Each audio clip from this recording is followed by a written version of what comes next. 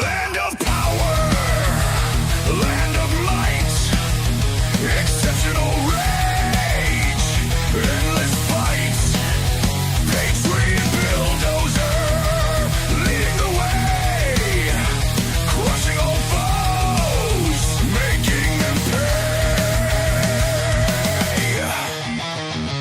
Flag in hand, fury in eyes, screams of pride, ignoring lies, iron grip, ruthless and cold, American dream, fierce and bold, bow before the storm, unstoppable wave, marching forward, no soul to save, bulldozers wrath, tearing apart, exceptionalism, fire in the heart,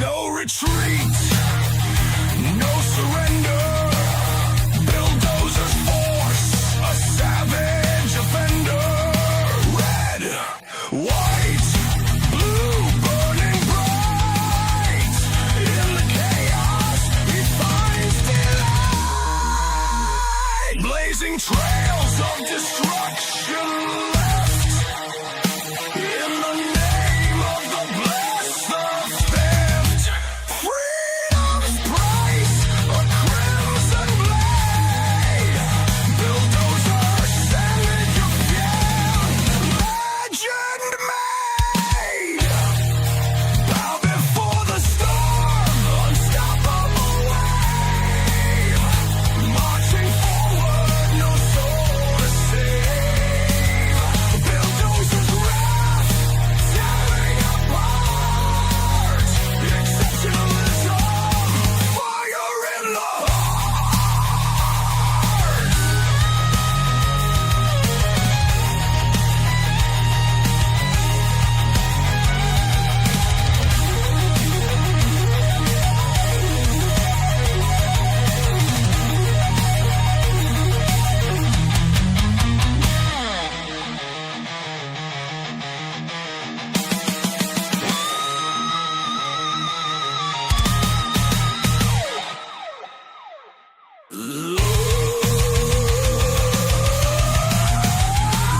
Blazing trails of destruction left, in the name of the blessed, the theft, freedom's price, a crimson blade, bulldozer, savage of legend made, bow before the storm, unstoppable wave, marching forward, no soul to save, bulldozers wrath, tearing apart, exceptionalism, fire in the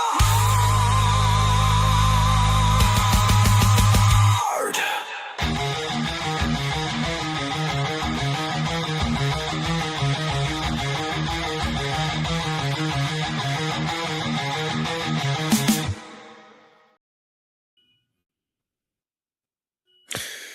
Good evening, everybody. Welcome to the Dozer Den.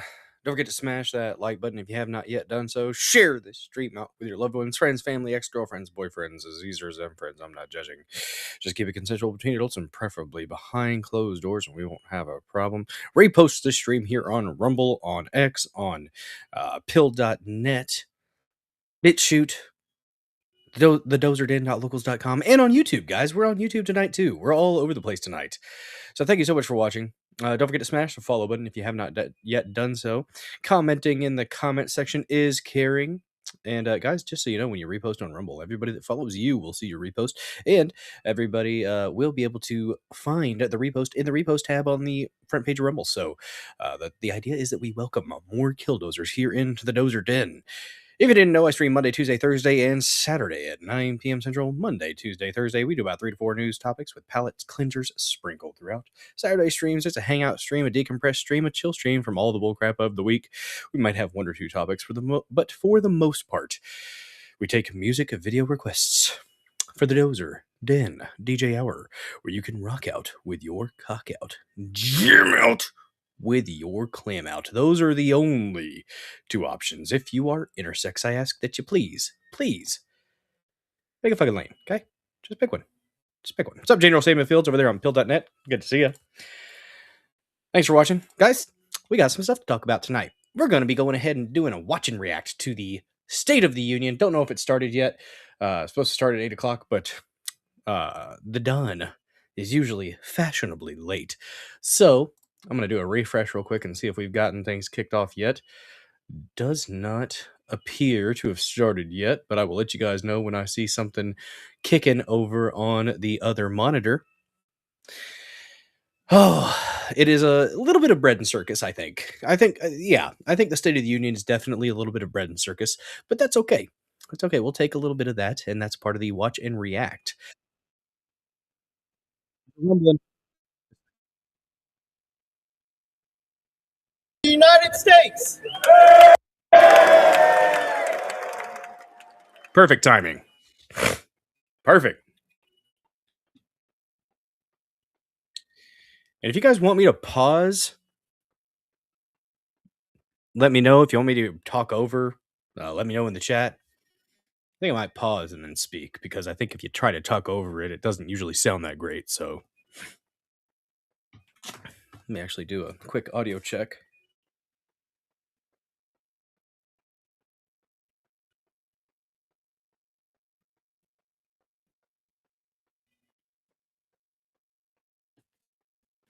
Oh.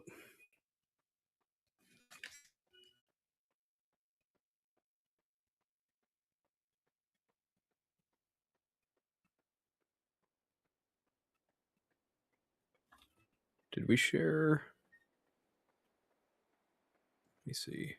Okay. I think we're good. I might have to do a refresh real quick. Sorry, guys.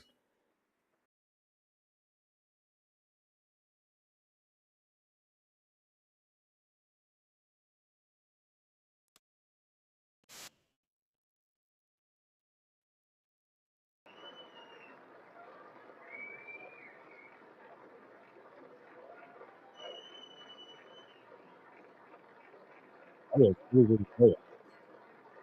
a second. Okay, we're good.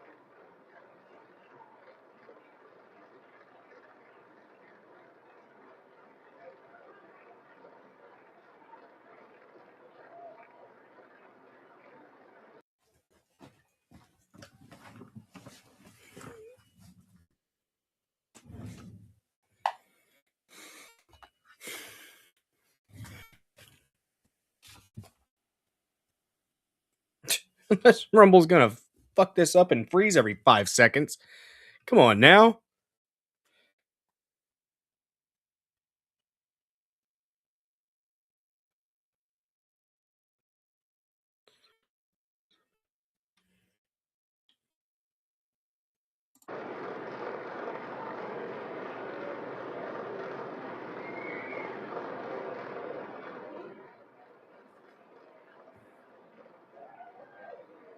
And yeah, I know I'm competing with every other big channel.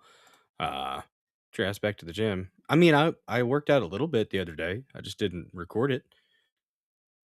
It's the Bucky shirt. Nice. I do need to get back in the gym and lift hard again, though. I'll just mute whenever I feel like I need to talk about something, because that way it actually sounds okay. Yeah, there we go. Look at him go. Look at him go. They're all clapping. At least the men's hockey showed up. And you know what? I mean, the women's hockey, they had prior engagements, so I guess I'm not really even mad at them, but whatever. What's up, In the Bush over there on Pilled? Good to see you. All right, let's see if we can hear anything. It'll be a lot of bread and circus, but that's okay. Sometimes there's a time and a place.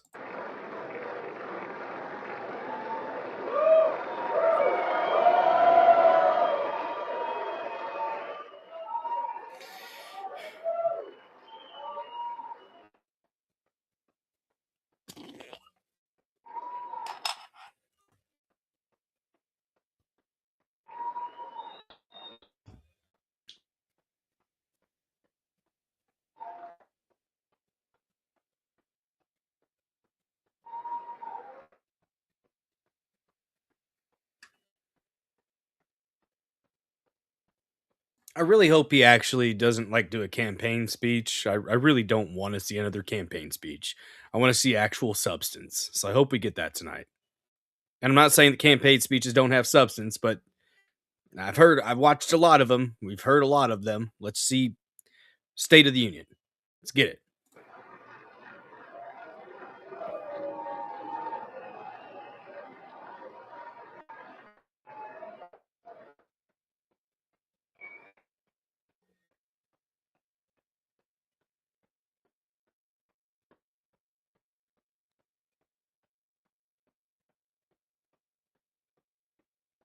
Oh, someone was trying to snatch a sign. Did you see it? I think that dude with the cane. Forgot his name. He already has a sign. Someone's trying to snatch it from him. Green? I think it's Al Green. Yeah, there he is. Fucking retard.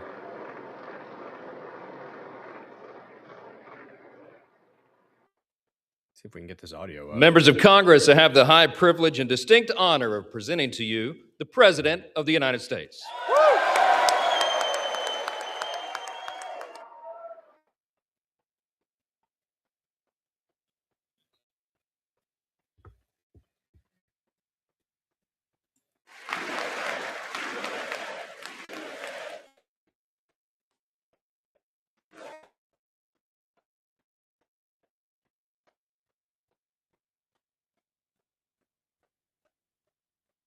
Well, thank you very much, everybody. It's really an honor. Speaker Johnson, Vice President Vance, First Lady of the United States. Stand up. No. I mean, yeah, but also, we're already starting with the standing and the sitting. Calm down. Calm down. Nah.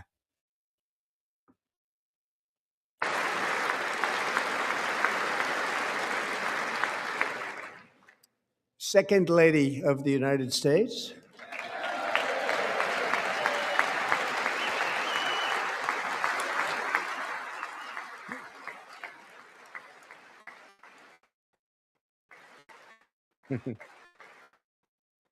He said, get off me.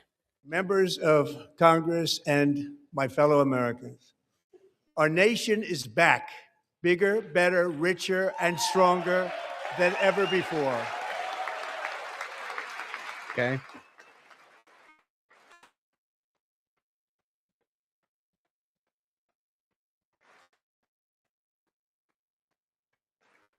Less than 5 months from now, our country will celebrate an epic milestone in American history, the 250th anniversary of our glorious American independence. This July 4th, we will mark 2.5 centuries of liberty and triumph, progress and freedom in the most incredible and exceptional nation ever to exist on the face of the earth. And you've seen nothing yet. We're going to do better and better and better. This is the golden age of America.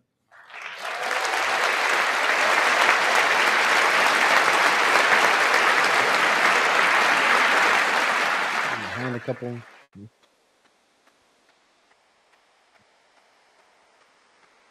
When I last spoke in this chamber 12 months ago, I had just inherited a nation in crisis with a stagnant economy, inflation at record levels, a wide open border, horrendous recruitment for military and police, rampant crime at home, and wars and chaos all over the world.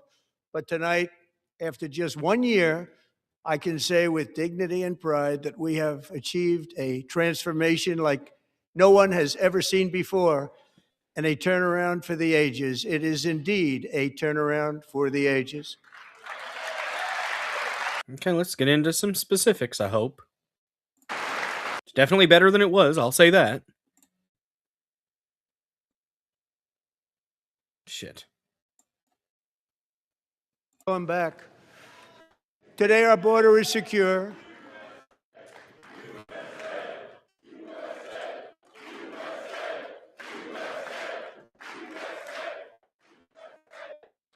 What inspired that? Thank you. Today, our border is secure. Our spirit is restored. Inflation is plummeting. Incomes are rising fast. Okay. The roaring economy is roaring like never before, and our enemies are scared. Our military and police are stacked, and America is respected again, perhaps like never before. I have heard that the job wages are rising. I have heard that. So I guess good deal. Haven't read into that. After 4 years in which millions and millions of illegal aliens poured across our borders, totally unvetted and unchecked, we now have the strongest and most secure border in American history by far.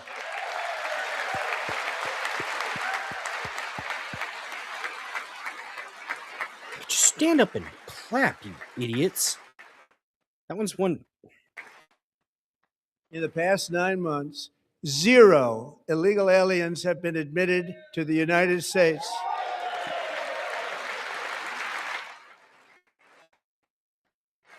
What's up, Laura?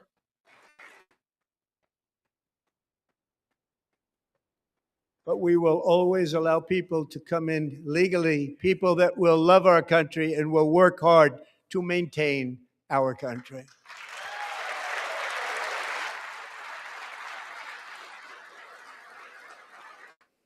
Figured we'd go ahead and start early for the State of the Union.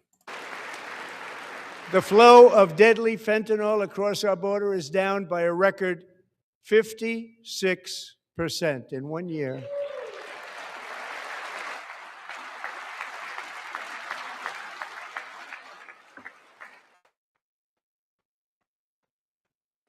And last year, the murder rate saw its single largest decline in recorded history. This is the biggest decline, think of it, in recorded history, the lowest number in over 125 years, year 1900. In fact, substantially before my wonderful father, I had a wonderful father, Fred, before he was born, substantially before he was born.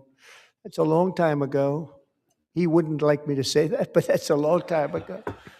The Biden administration and its allies in Congress gave us the worst inflation in the history of our country. But in 12 months, my administration has driven core inflation down to the lowest level in more than 5 years. And in the last 3 months of 2025, it was down to 1.7%.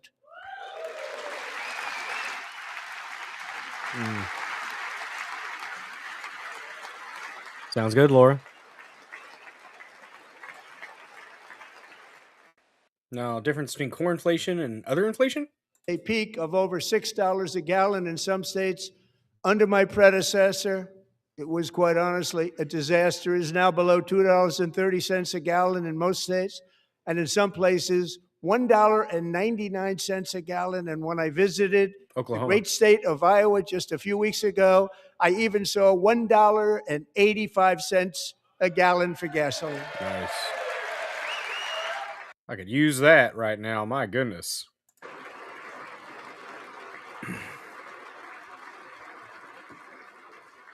Mortgage rates are the lowest in 4 years and falling fast, and the annual cost of a typical new mortgage is down almost $5,000 just since I took office. 1 year. And low interest rates will solve the Biden-created housing problem well, at the same time protecting the values of those people who already own a house that really feel rich for the first time in their lives. We want to protect those values. We want to keep those values up. We're going to do both. And we are going to keep it that way. The stock market has set 53 all-time record highs since the election. Think of that. 1 year. Boosting pensions, 401ks, and retirement accounts for the millions and millions of Americans. They're all gaining. Everybody's up, way up.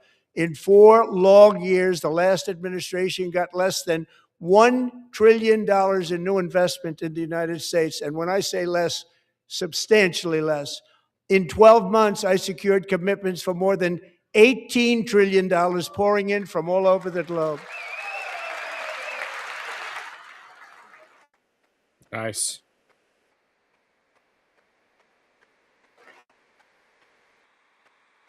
Think of it, much less than $1 trillion for 4 years versus much more than $18 trillion for 1 year. What a difference a president makes. Which, I mean, this is a toot your own horn kind of thing, but the campaign mode does get a bit much at times. Hottest. I'll shush.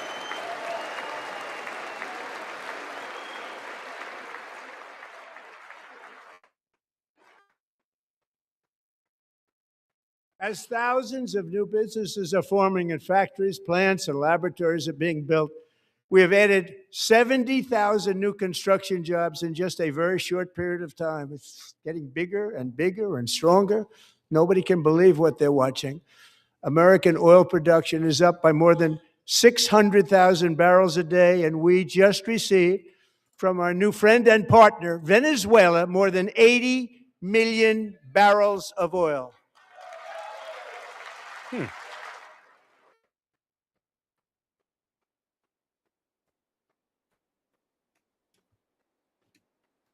American natural gas production is at an all-time high because I kept my promise to drill, baby, drill. Okay.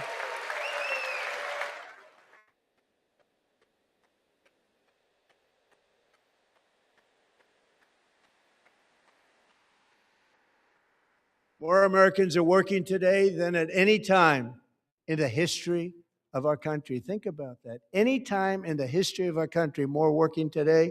And 100% of all jobs created under my administration have been in the private sector. That's good. That's good.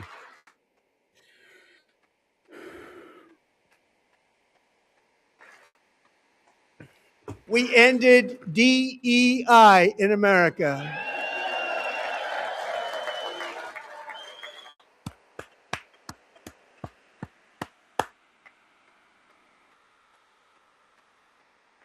We cut a record number of job-killing regulations, and in 1 year, we have lifted 2.4 million Americans, a record, off of food stamps.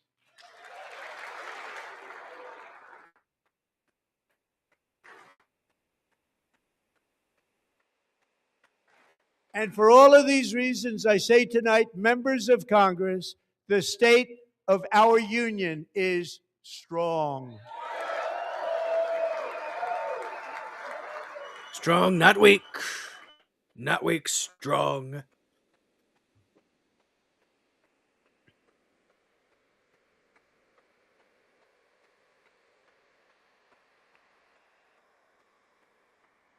Our country is winning again. In fact, we're winning so much that we really don't know what to do about it.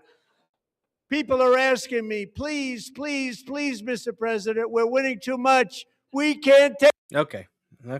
That's enough. That's we get it. We get it. All right. just always losing, but now we're winning too much. And I say, no, no, no, you're going to win again. You're going to win big. You're going to win bigger than ever. And to prove that point, here with us tonight is a group of winners who just made the entire nation proud. Hell yeah. The men's gold medal Olympic hockey team. Come on in.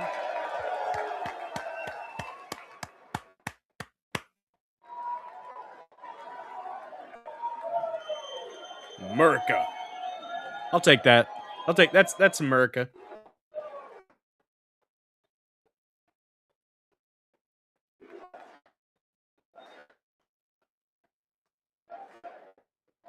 Where are they supposed to sit?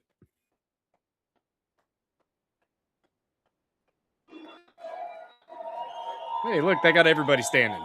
Heck yeah, most of them. This bitch over here. There you go. Good. Oh, wow, both sides. They got seats? Those men sit.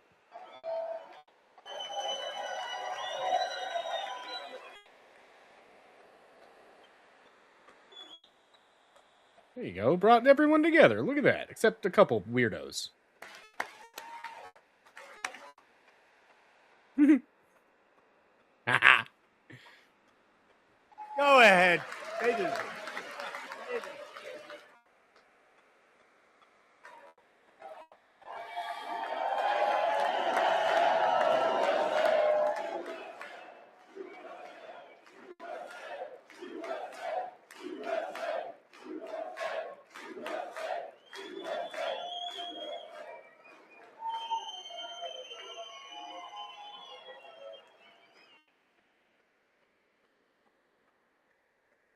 That's the first time I've ever seen them get up. And actually, not all of them did get up. But they beat a fantastic Canadian team in overtime, as everybody saw, as did the American women who will soon be coming to the White House. There. Good. Good. That's good. I think he did that right. I'm not even mad that they didn't show up. They had previous engagements. I get it. I'm not mad at them for not showing up. It's short notice. So good on them. And good on them for that. They're going to make a trip to the White House. So people that were all mad about it, I'm like, there are better things to be mad about.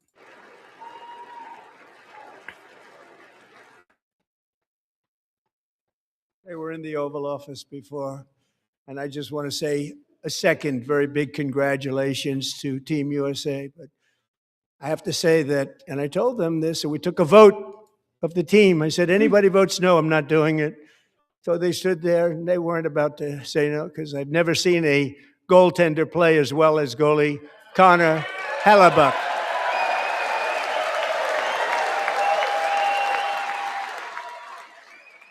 And that is completely fair, Laura Blades. I mean, I watched it afterwards. It was a good game, I guess. I don't know. I don't watch much hockey, but it was exciting to watch. But it's cool, it's cool that it got people to come together for a minute. Yes, it's bread and circus, but I'll take a little bit of bread and circus, I suppose.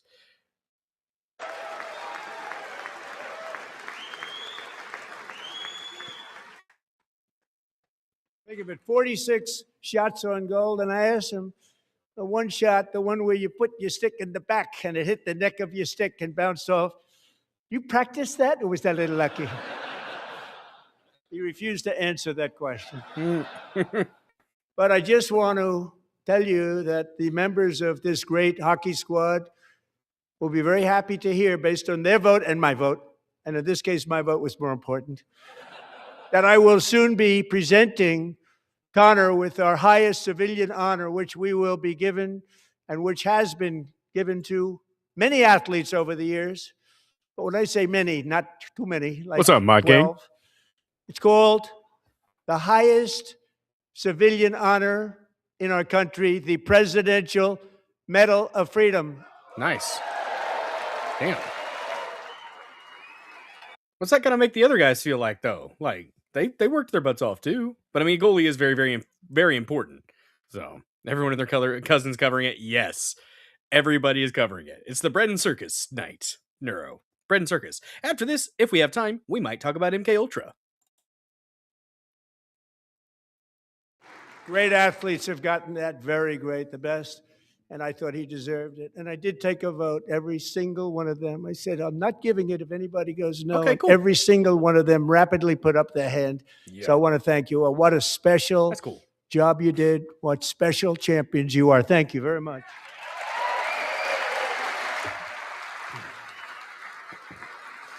Mask.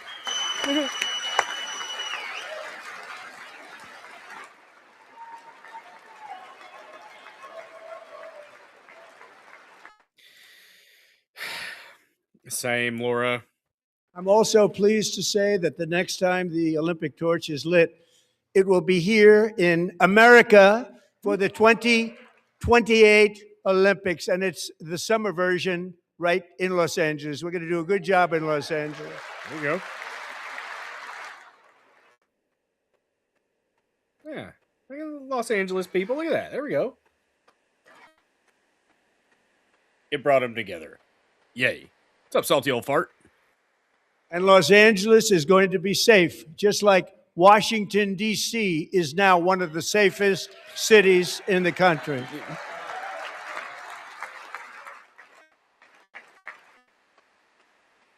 And this year, and I must say I got them both.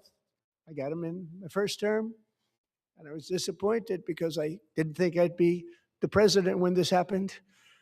But strange things took place, and now I've got them because I got the Olympics, I got the 2026 FIFA World Cup, and I wanted to claim the 250th, but I didn't get away with that one. I couldn't claim that one for myself.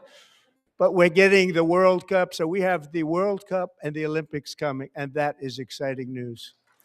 Thanks for the repost, Neuro.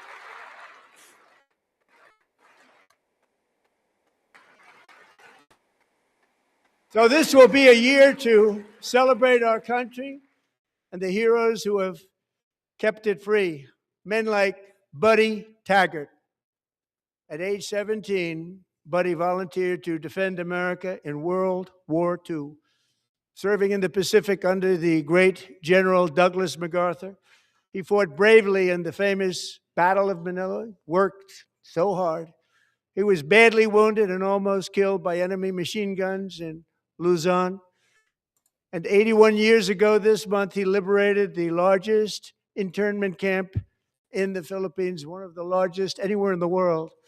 But he earned many honors, including a Purple Heart and a Bronze Star, came home, started a family, and tonight he is in the gallery looking forward to July 4th, 2026, his 100th birthday.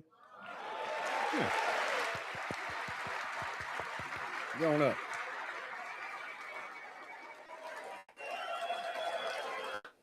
Yes, sir.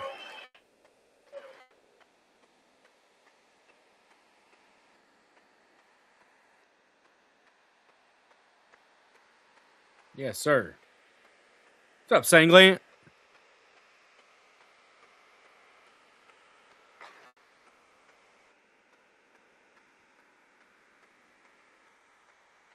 So, buddy, you're a brave man, and we salute you. Even in times of challenge, setback, and immense heartache, the spirit of 1776 has always shone through very brightly. It was July 4th of last year when floodwaters tore through a girls' summer camp in Central Texas. One of the worst things I've ever seen. I was there, rising 26 I have feet one in of the those emojis. matter of minutes, tragically claiming many, many lives. You all remember that one? As the waters threatened to sweep her away, 11-year-old Millie Kate McClelland closed her eyes and prayed to God. She thought she was going to die. Those prayers were answered when Coast Guard rescue swimmer Scott Ruskin descended from a helicopter above. Nobody knew where he came from.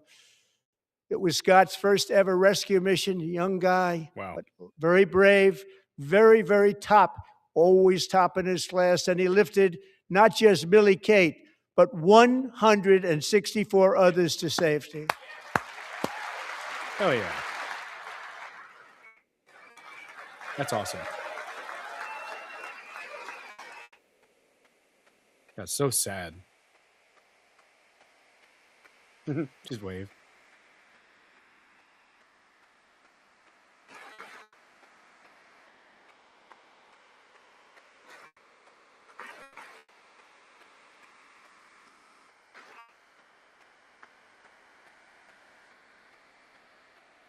People watched Scott from a distance, and they couldn't believe what they were seeing. The winds were blowing, the rain was pouring, everything was going, and that rapid water, nobody's ever seen anything like it. They said, wow, that's something. Tonight, Scott and Millie Kate are here together, reunited for the Wow, very that's first something. time. Thank you, Scott, Millie Kate. Such a meme.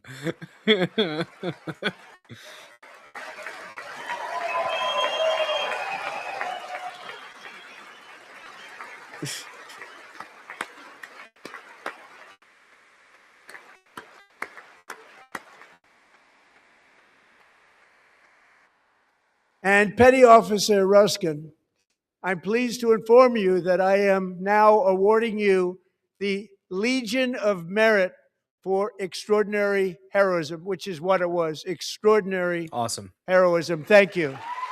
Yep.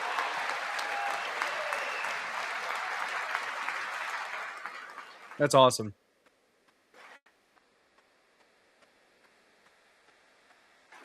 And I'd like to have the military aide to please come down and take care of the service. Military aide, thank you very much. Take care of that very important service. Thank you very much.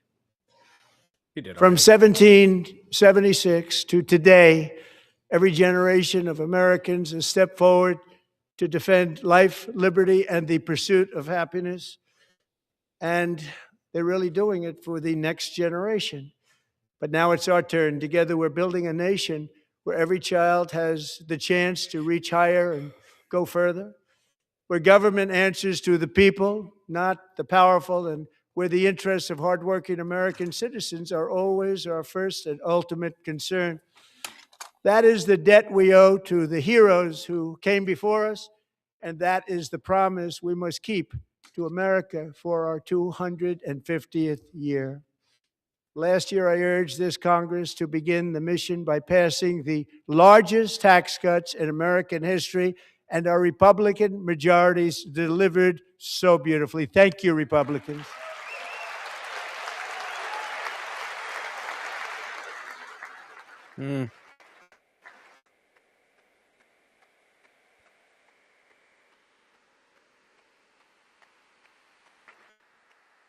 All Democrats, every single one of them, voted against these really important and very necessary massive tax cuts.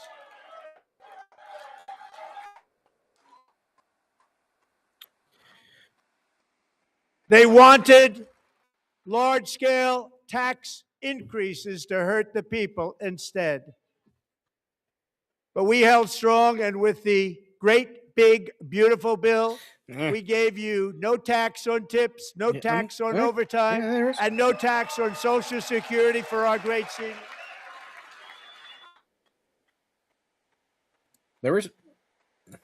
There were some good things, yeah. I just hate that they have to tack on a bunch of crap. And we also made interest on auto loans tax deductible the first time, but only if the car is made in America. I like that. I like that.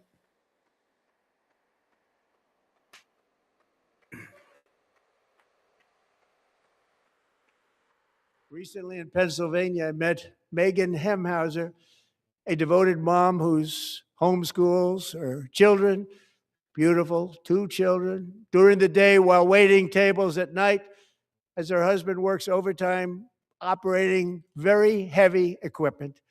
Megan is here this evening, and she's happy to tell you that she is so much Thanks for the richer repost, Laura Blades. because with no tax on tips, no tax on overtime, and our expanded child tax credit done again by Republicans, Megan and her husband will take home more than $5,000 extra just for the year, cutting her tax bill in more than half. Helped me out. I'll say that. Megan, please stand up. We're fighting for you, Megan. She's right there.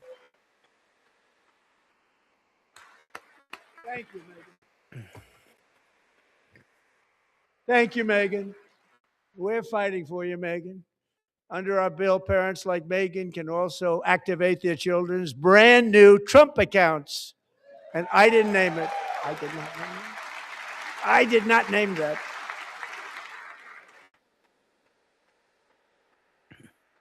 Nobody believes me, but I did not name it. It was named by a very tall man sitting right there in the third row. Nice man, a good man. Tax-free investment accounts for every American child. This is something that's so special and has taken off and gone through the roof.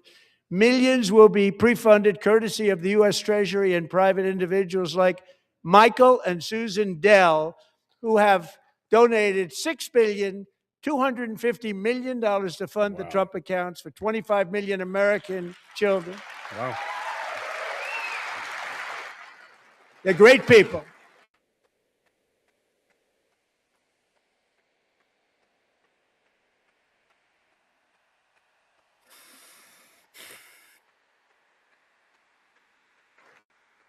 You know, I asked Michael Dell, how do you make all that money? He said, well, I just sat on my dorm in school and I made computers and I'd sell them to people. And I just kept selling and selling and selling. And pretty amazing story. That's called the American dream. He sold a lot of computers, a lot of those laptops. So I congratulate him on that. But I really thank him and Susan, as well as others like Brad Gerstner, a very tremendous guy. He was behind it right from the beginning. Brad Gerstner. Thank you, Brad.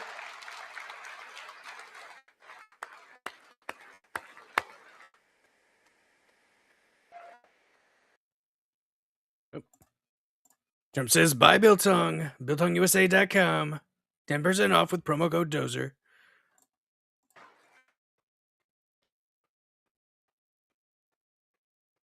So with modest additional contributions, these young people's accounts could grow to over $100,000 or more by the time they turn 18. Think of it. How much money is that for somebody that started with nothing?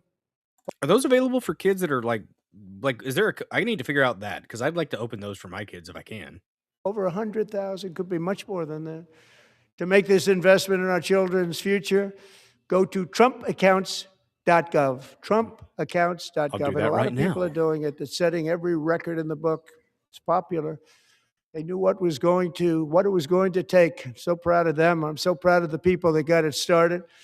And now it's just taken off. One of the primary reasons for our country's stunning economic turnaround, the biggest in history, where the Dow Jones broke 50,000 4 years ahead of schedule, and the S&P hit 7,000, where it wasn't supposed to do it for many years, were tariffs. I used these tariffs, took in hundreds of billions of dollars to make great deals for our country, both economically and on a national security basis. Everything was working well. Countries that were ripping us off for decades are now paying us hundreds of billions of dollars. They were ripping us so badly, you all know that. Everybody knows it. Even the Democrats know it. They just don't want to say it. And yet these countries are now happy, and so are we. We made deals. The deals are all done. And they're happy. They're not making money like they used to, but we're making a lot of money. There was no inflation, tremendous growth. And the big story was how Donald Trump called the economy correctly, and 22 Nobel Prize winners in economics didn't. They got it totally wrong. They got it really wrong. And then just 4 days ago, an unfortunate ruling from the United States Supreme Court. It just came down. It came down. Very unfortunate ruling. But the good news is that almost all countries and corporations want to keep the deal that they already made, right, Scott? Knowing that the legal power that I, as president, have to make a new deal could be far worse for them, and therefore they will continue to work along the same successful path that we had negotiated before the It didn't change anything. Supreme Court's unfortunate involvement. Yeah. So despite the disappointing ruling, these powerful country-saving, it's saving our country, the kind of money we're taking in, peace-protecting. Many of the wars I settled was because of the threat of tariffs. I wouldn't have been able to settle them without. Will remain in place under fully approved and tested alternative legal statutes. And they have been tested for a long time. And the tariffs are a They're long a little game. more complex. It's not instant but they're gratification. actually probably better, I leading to a solution that will be sucks a even little bit, stronger but I agree. than before. Congressional action will not be necessary. It's already time tested and approved. And as time goes by, I believe the tariffs paid for by foreign countries will, like in the past, substantially replace the modern day system of income tax, taking a great financial burden off the people that I love.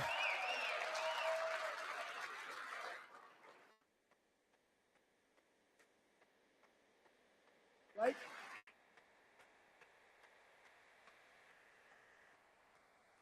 Moving forward, factories, jobs, investment, and trillions of dollars will continue pouring into the United States of America because we finally have a president who puts America first. I put America first. I love America. A lot of the time.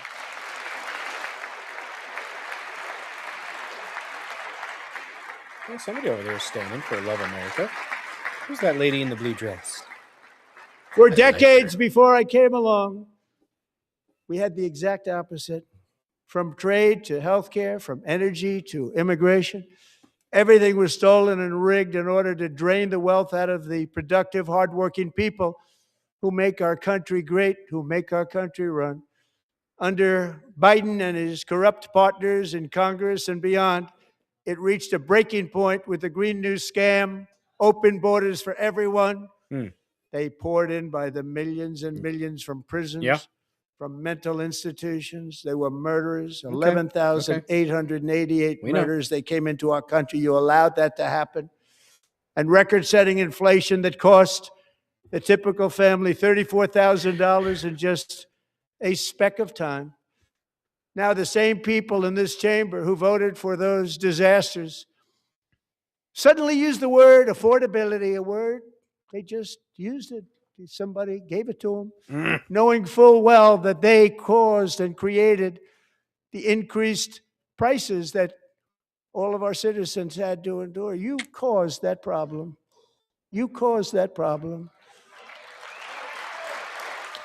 Eh, eh, eh, eh, eh. They knew their statements were a lie. They knew it. They knew their statements were a dirty, rotten lie. Their policies created the high prices. Our policies are rapidly ending them. We are doing really well. Those prices are plummeting downward. I mean, they're starting to, finally. But it's... The price of eggs is down 60%. Don't just Madam focus on the eggs. Thank you. Don't Cost just of focus chicken, on that. butter, fruit, hotels, okay. automobiles, Good deal. rent is lower today than when I took office by a lot. And even beef, which was very high, is starting to come down significantly. Just hold on a little while. We're getting it down. And soon you will see numbers that few people would think were possible to achieve just a short time ago. Nobody ran can outta here. believe when they see the kind of numbers, and especially energy, when they see energy going down to numbers like that, they cannot believe it. It's like another big tax cut. I'm also confronting one of the biggest ripoffs of our times, the crushing cost of health care caused by you. Since the passage of the Unaffordable Care Act, sometimes referred to as Obamacare, big insurance companies have gotten rich. It was Yeah. meant for the insurance companies, not Yep. for the people. He's 100% right. With our government 100% giving right. them hundreds and hundreds of billions of dollars a year as their stock prices soared 1,000, 1,200, 1,400, and even 1,700%, Yep.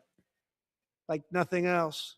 That's why I introduced the great healthcare plan. I want to stop all payments to big insurance companies and instead give that money directly to the people so they can buy their own health care, which will be better health care at a much lower cost.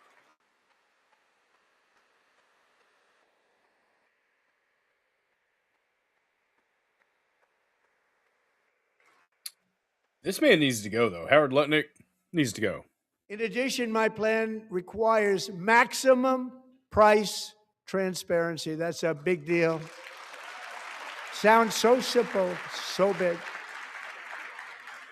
And I did that in my first term, and the Democrats immediately terminated it with full knowledge that they were doing a very bad thing for the people. Costs were going to go way up, and that's what happened. And now I'm bringing them way down on healthcare and everything else. I'm also ending the wildly inflated cost of prescription drugs like has never happened before.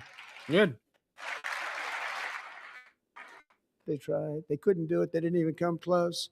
They were all talk and no action, but I got it done under my just enacted most favored nation agreements. Americans who have for decades paid by far the highest prices of any nation anywhere in the world for prescription drugs will now pay the lowest price anywhere in the world for drugs. Anywhere, the lowest price.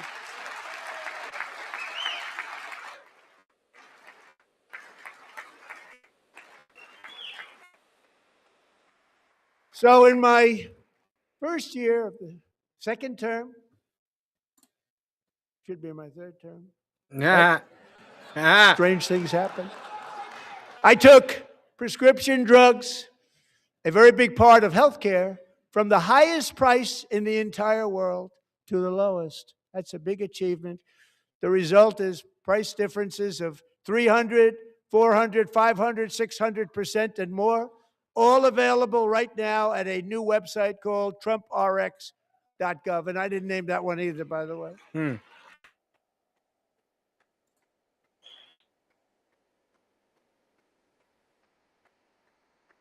And here tonight is the very first customer ever to get that big discount, and it is big. Catherine Rayner. For 5 years, she and her husband have struggled with infertility, and they turned to IVF. One drug has been costing Catherine $4,000 to purchase. Ooh. But a few weeks ago, she logged onto the Trump RX website and got that same drug that cost $4,000, got it for under $500, a reduction of much more, actually, than $3,500. That's awesome. Catherine, we are all praying for you, and you're going to be a great mom. That's cool.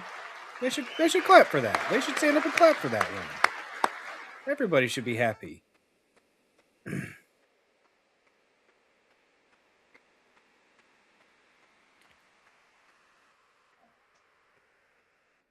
So now I'm calling on Congress to codify my most favored nation program into law. Now, the one thing, I'm not sure it matters because it's going to be very hard for somebody that comes along after me to say, let's raise drug prices by 700 or 800%. But John and Mike, if you don't mind, codify it anyway. They may do it. Codify it anyway. Thank you.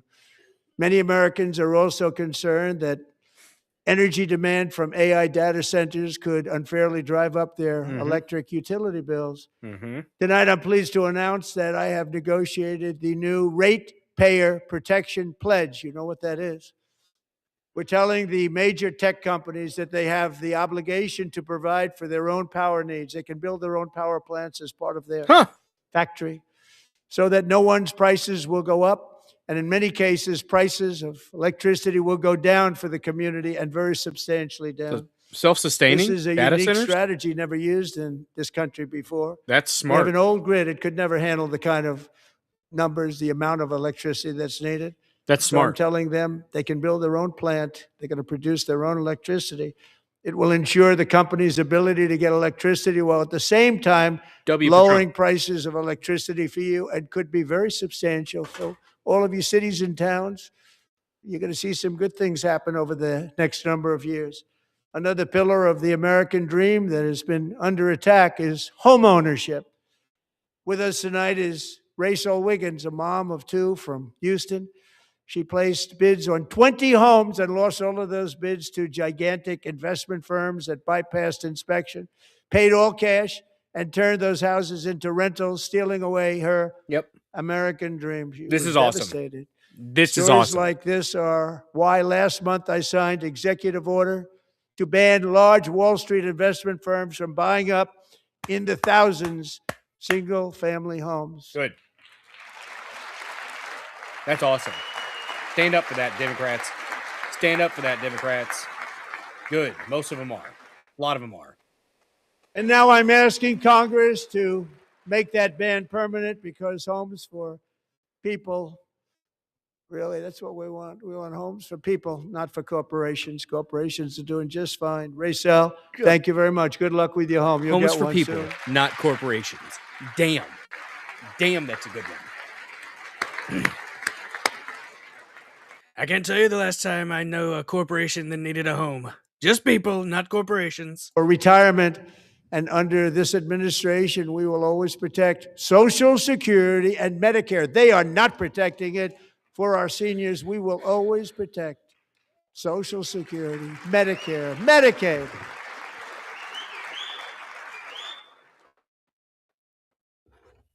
Since I took office, the typical 401k balance is up by at least $30,000. That's a lot of money.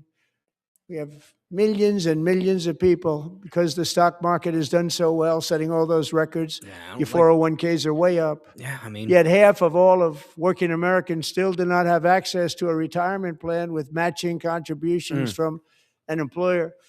To remedy this gross disparity, I'm announcing that next year my administration will give these often forgotten American workers, great people, the people that built our country, access to the same type of retirement plan offered to every federal worker.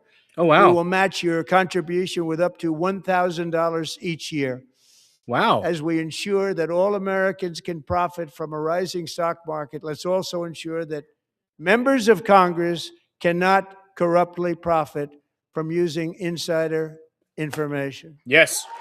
Yeah. They better all stand for that shit. You gonna sit down? Oh, bad luck. Oh, bad luck.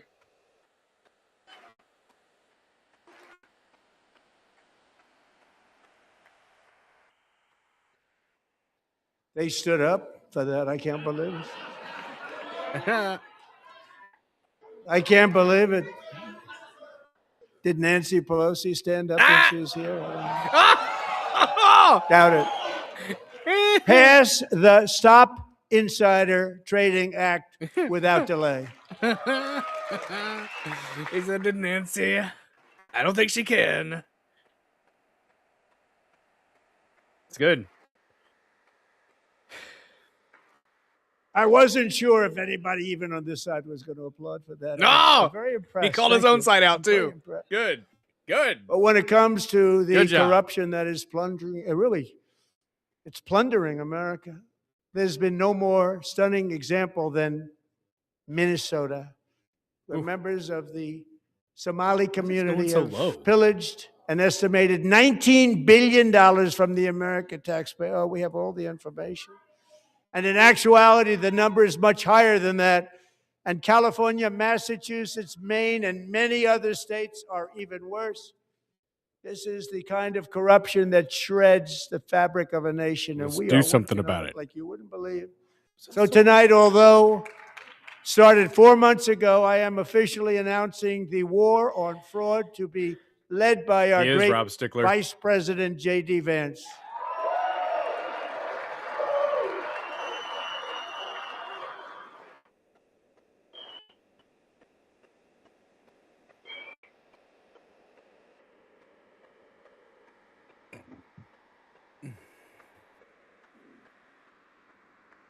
He'll get it done.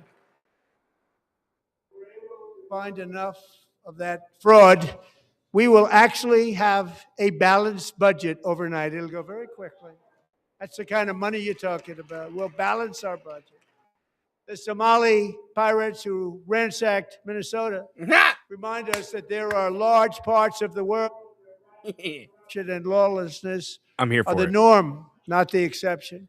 Importing these cultures through unrestricted immigration and open borders brings Yes. those problems right here to the USA. And it is the American people who pay the price in higher medical bills, car insurance rates, rent, taxes, and perhaps most importantly, crime. Mm. We will take care of this problem. We're going to take care of this problem. We Good. are not playing games. Delilah. Hey there, Delilah. What's it like in New York City?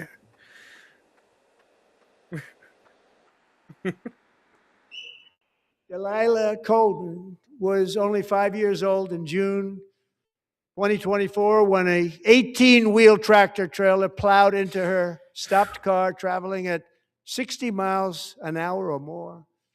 The driver was an illegal alien let in by Joe Biden and given a commercial driver's license by open borders politicians in California. Doctors said Delilah would never be able to walk or talk, have a good life. She wouldn't even be able to eat again. But against all odds, she is now in the first grade learning to walk. And she's here this evening with her dad, Marcus, a fantastic man. Delilah, please, you are a great inspiration. Please stand up. If she can.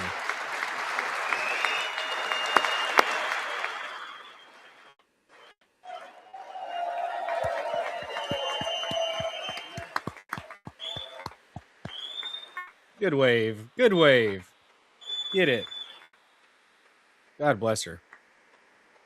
God bless that little girl.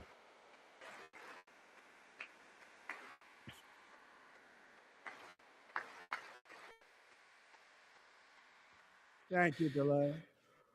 Many, if not most, illegal aliens do not speak English and cannot read even the most basic road signs as to direction, speed, danger, or location.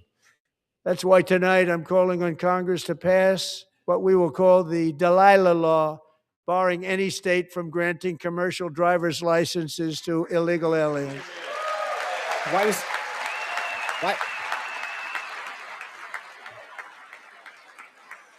The fact that that needs a law is absolutely infuriating. The fact that they have to pass a law to not allow illegal aliens to have CDLs is absolutely fucking infuriating. My good God. And the fact that anybody wouldn't stand and clap for that, shame on each and every one of them. Disgusting. And yesterday, as you probably saw at the White House, I hosted a ceremony with Americans who lost their treasured loved ones to the scourge of illegal immigration. People came into our country, how we allowed this to happen with our open borders. These are the angel moms and families that for decades our government betrayed and our media totally ignored. It was terrible. Hard to believe, actually. In 2023, a 16-year-old high school cheerleader named Elizabeth Medina was supposed to perform in her town's Christmas parade, but she never arrived. Her mother, Jacqueline, went home to look for her, and she found her lying dead in a bathtub, bleeding profusely after being stabbed 25 times. Wow. Elizabeth's killer was a previously arrested illegal alien who had broken in and brutally extinguished the brightest light in her family's life, violently and viciously. Her heartbroken mother is in the gallery to remind everyone in this chamber exactly why we are deporting illegal alien criminals to our country at record numbers, and we're getting them the hell out of here fast. We don't want them. Nope, you don't. Fuck 'em.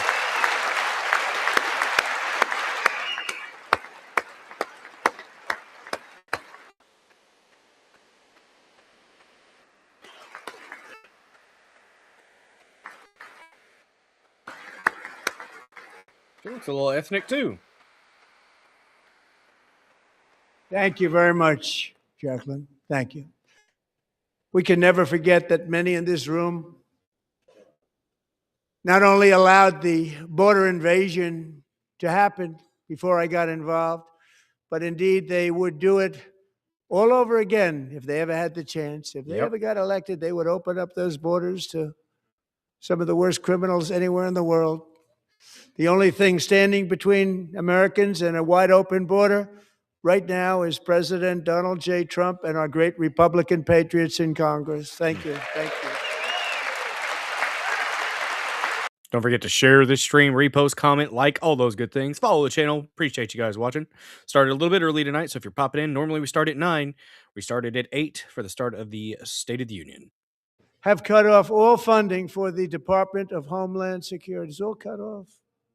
All cut off.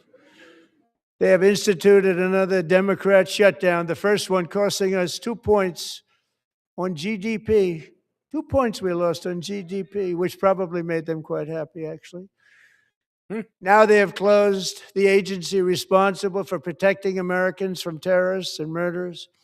Tonight I'm demanding the full and immediate restoration of all funding for the border security, homeland security of the United States, and also for helping people clean up their snow. We have no money because of the Democrats, and it would be nice. We'd love to give you a hand at cleaning it up, but you gave no money. Nobody's getting paid. It's a shame. So you have to think about it. We have, in case you didn't know, a pretty large snowstorm out there. One of the great things about the State of the Union is how it gives Americans the chance to see clearly what their representatives really believe. So tonight I'm inviting every legislator to join with my administration in reaffirming a fundamental principle. If you agree with this statement, then stand up and show your support. The first duty of the American government is to protect American citizens, not illegal aliens.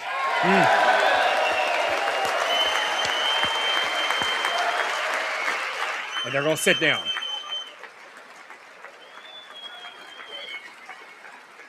Some of them stood up. That's damning. That's damning.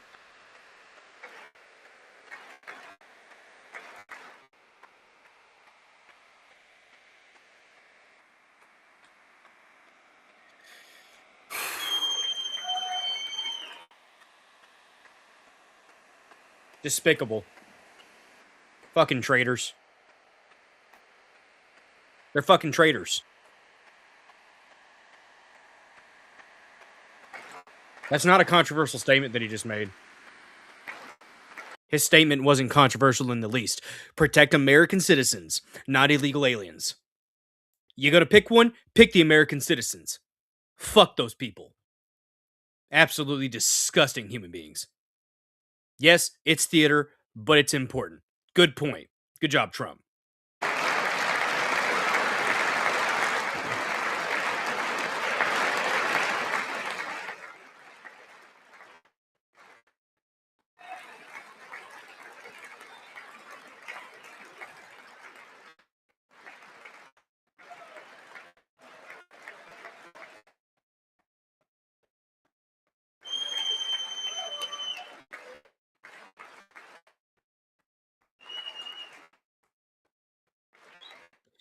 Sad.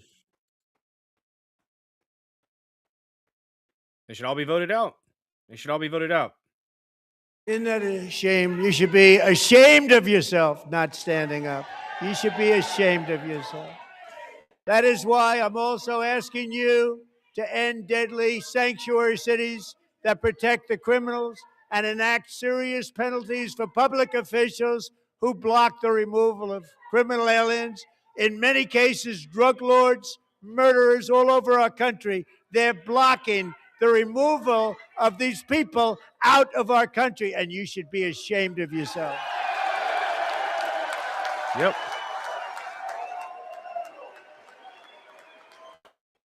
Fuck you, you dumb bitch. Wag your finger some more.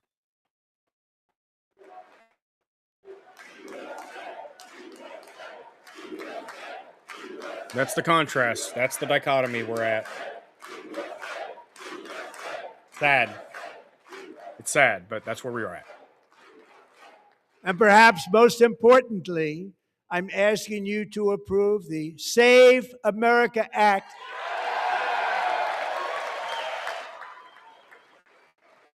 Just keep it voter ID. Like, let's do a simple. To stop illegal aliens and others who are unpermitted persons from voting in our sacred American elections. That cheating is rampant in our elections. It's rampant. How about let's make it so they don't count in the census too? Let's do that. That's the more important thing, honestly. It's very simple. All voters must show voter ID. Yeah. It's not hard. Support Omar. Deport a lot of them. Fuck them.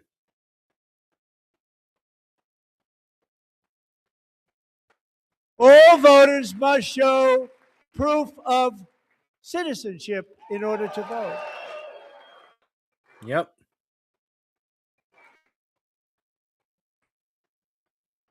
And no more crooked mail-in ballots except for illness, disability, military, or travel. None. Yeah. Okay. Yeah. Yeah, that's fine. That's reasonable. Why is This it? should be an easy one. And by the way, it's polling at 89%, including Democrats. 89%. Yep. Oh, man. Sorry about those noises. And even the new communist mayor of New York City, I think he's a nice guy, actually. I speak to him a lot. Bad policy, but nice guy. Just said they want people to shovel snow. They got hit hard. Wants them to shovel snow, but if you apply for that job, you need to show 2 original forms of ID and a social security card. Yet they don't want identification for the greatest privilege of them all, voting in America. No, it's no good. That's a good point. No good. He's doing well. Republicans He's doing and well tonight. Democrats overwhelmingly agree on the policy that we just enunciated.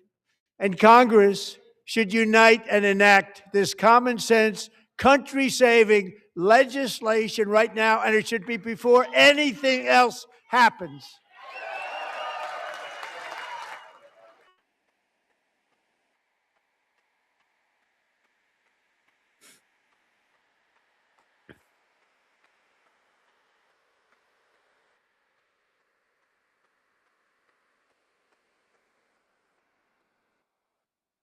And the reason they don't want to do it, why would anybody not want voter ID? One reason, because they want to cheat. There's only one reason. Yeah, he's right. They make up all excuses. They say it's racist. They come up with things you almost say, what imagination they have.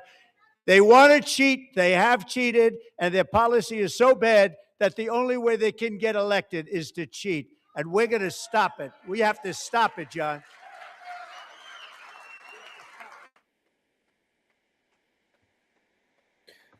But if they get rid of the front, then the Hegelian dialectic does not persist. And here is one more opportunity to show common sense in government. In the gallery tonight are Sage Blair and her mother, Michelle. In 2021, Sage was 14 when school officials in Virginia sought to socially transition her to a new gender, treating her as a boy and hiding it from her parents. Hard to believe, isn't it? Before long, a confused Sage ran away from home after she was found in a horrific situation in Maryland.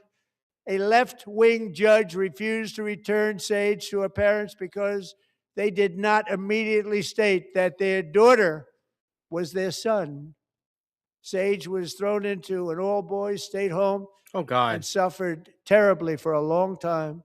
But today, all of that is behind them because Sage is a proud and wonderful young woman with a full ride scholarship to Liberty University.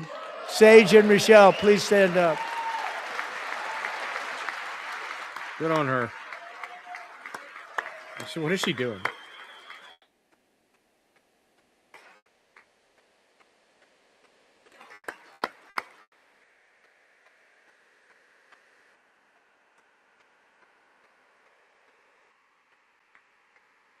And thank you for your great bravery. And who can believe that we're even speaking about things like this? 15 years ago, if somebody was up here and said that, they'd say, what's wrong with him?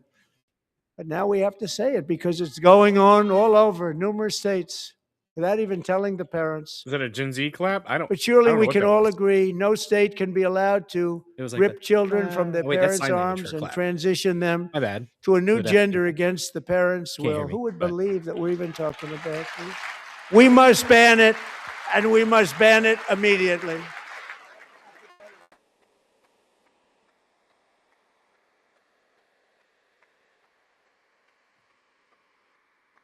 Snaps. At least it wasn't the snaps. Nobody stands up. These people are crazy. I'm Uh-huh. telling you, they're crazy. Okay. It's a problem.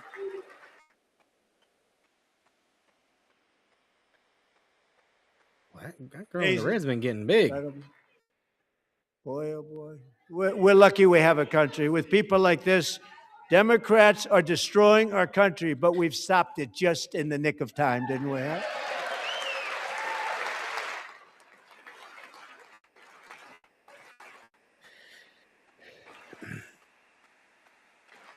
What's up, Hamburglar Helper?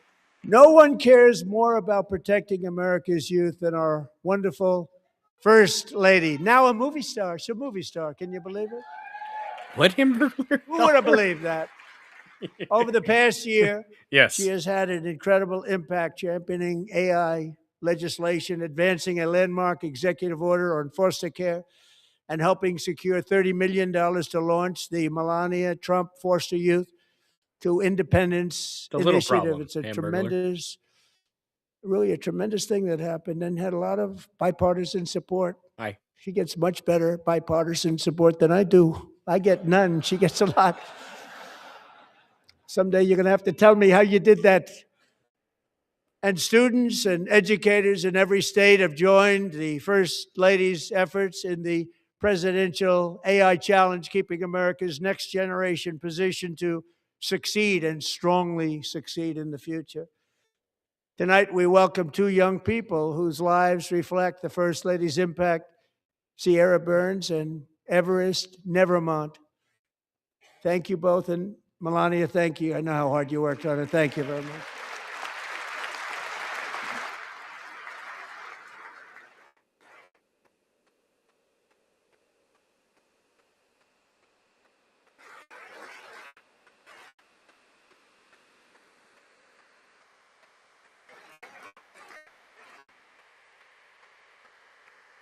Boy, Barron's a big old boy.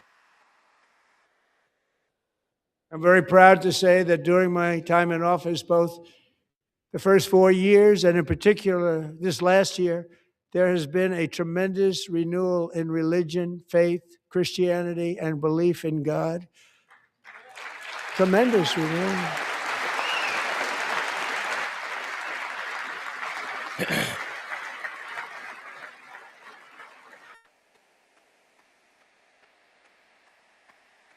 This is especially true among young people, and a big part of that had to do with my great friend, Charlie Kirk, a great guy, great man.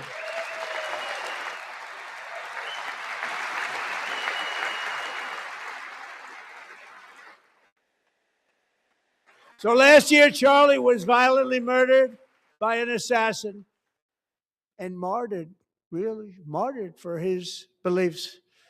His wonderful wife, Erica, is with us tonight. Erica, please stand.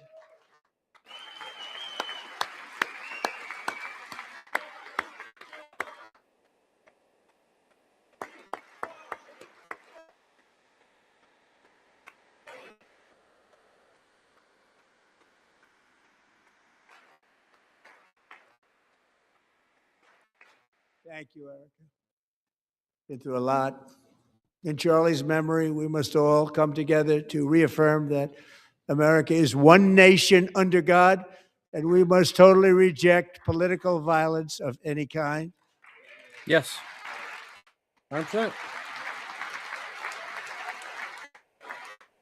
It's not a hard one to stand for. Good. Well, that got them all standing. We love religion, and we love bringing it back, and it's coming back at levels that nobody actually thought possible. It's really a beautiful thing to see. Above all, unleashing America's promise requires keeping our communities safe. We have made incredible strides, yet dangerous repeat offenders continue to be released by pro-crime Democrat politicians again and again. The judges. We're honored to be joined tonight by a woman who's been through hell, Anya Zuretska. In 2022, she and her beautiful daughter, so beautiful, what a beautiful young woman, Irina, fled war-torn Ukraine to live with relatives near Charlotte, North Carolina. And by the way, what's going on with Charlotte? Last summer, 23-year-old Irina was riding home on the train when a deranged monster who had been arrested over a dozen times and was released through no cash bail stood up and viciously slashed a knife through her neck and body. No one will ever forget there were people on that train. No one will ever forget the expression of terror on Irina's face as she looked up at her attacker in the last seconds of her life. She died instantly. She had escaped a brutal war only to be slain by a hardened criminal, set free to kill in America, came in through open borders. Mrs. Zuretska, tonight I promise you we will ensure justice for your magnificent daughter, Irina.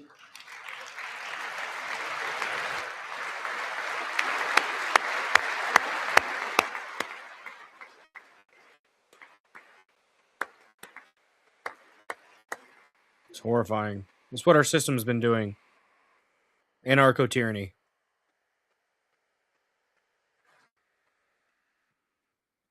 How do you not stand? How do you not stand?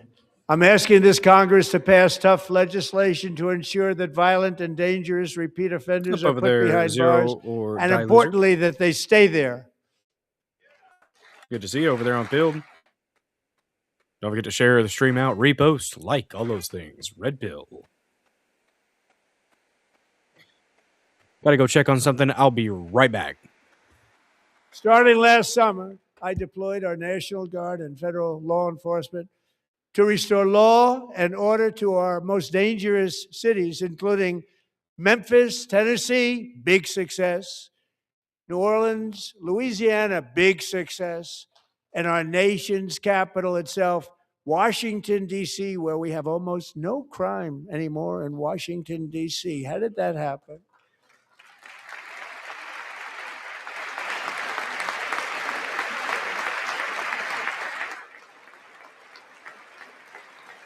In fact, crime in Washington is now at the lowest level ever recorded, and murders in D.C. this January were down close to 100% from a year ago.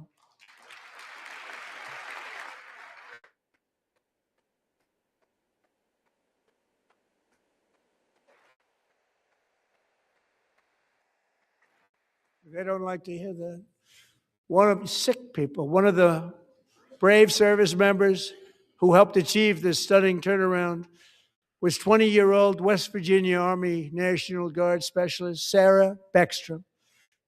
After a 4-month deployment, she voluntarily extended her service, and her rank was going to be lifted. She was doing so well. They were so proud of her. But the very next day, she was on patrol near the White House when she was ambushed and shot in the head by a terrorist monster from Afghanistan. Shouldn't have been in our country. And all because she wore the uniform of our nation, she was shot. He traveled here because he didn't like people wearing our uniform. He was sick and deranged, shouldn't have been in our country. Sarah Beckstrom died in order to defend our capital, and we are honored to be joined by her wonderful parents, Gary and Eva Lee.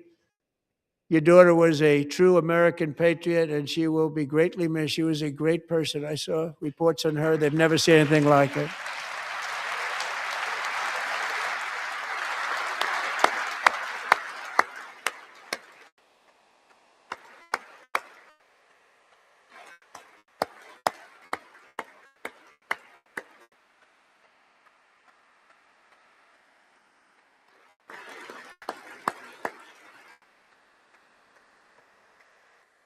So sorry. Thank you very much. A great young lady. I saw reports that were like, perfect. She was perfect. Serving alongside Sarah that day was Staff Sergeant Andrew Wolf. The terrorist shot Andrew in the head, and no one thought he could possibly make it. The two of them, Sarah and Andrew, both shot violently in the head. Neither was expected to make it. They weren't even given a chance, except his wonderful mother, named Melody, who I spoke to the same night. And she was so positive. The doctors thought that Andrew was gone. But his mother said, no, Mr. President, Andrew will be fine. He's going to make it. I've never seen anything like it. I mean, he was given almost no chance. She said, I have no doubt, sir, he's going to be okay. This was a conversation that I had with her that night, with her son laying helplessly in bed, blood all over. Everybody is praying, she said, sir, he will be okay. The doctors didn't understand what she was saying. And after looking at the results of the damage done, neither did I. She was so strong and conclusive that even Andrew's great father felt she didn't really understand the gravity of the situation. But she turned out to be right. Right, Melody? She turned out to be right.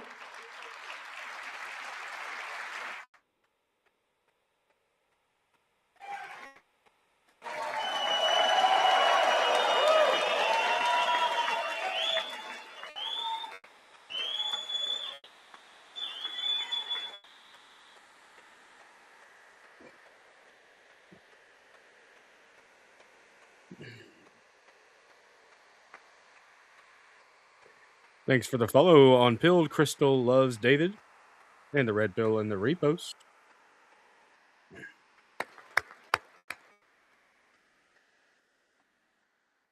Amazing, actually. I said, where does this woman come from? She's the most positive person I've ever met. With God's help, Andrew has battled back from the edge of death, and we're talking about the edge of death, on his way to a miraculous recovery. He's got a little work to do, but he's doing great. Nice to see you. He's a good-looking guy. Nice to see you. Thanks, Andrew. Thank you very much.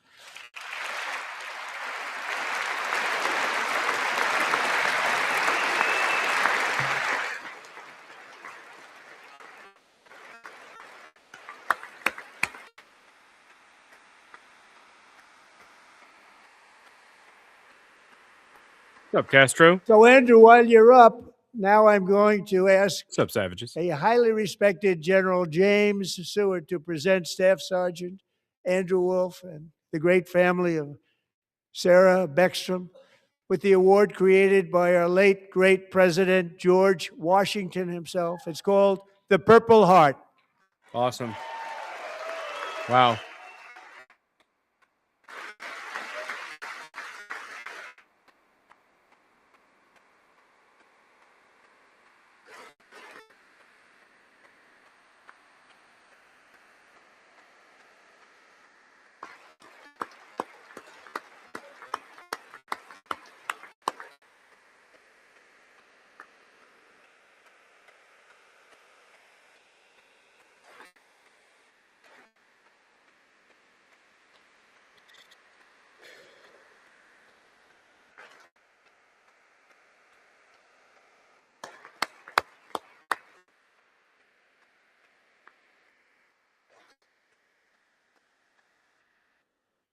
We love you all.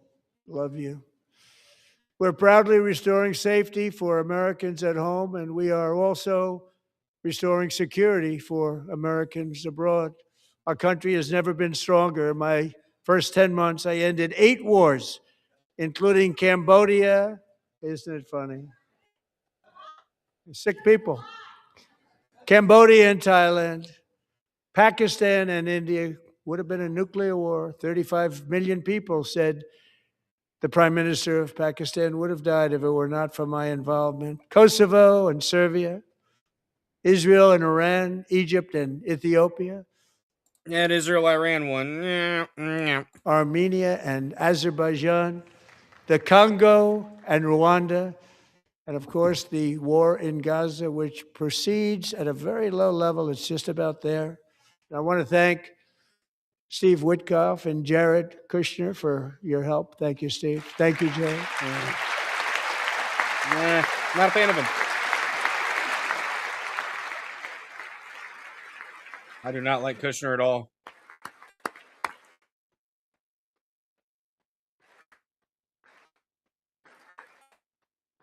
And I also want to thank the man they report to, Secretary of State Marco Rubio. Thank you, Marco. Marco's been doing good. Marco's been doing well. I'll give him that. Marco has been on fire.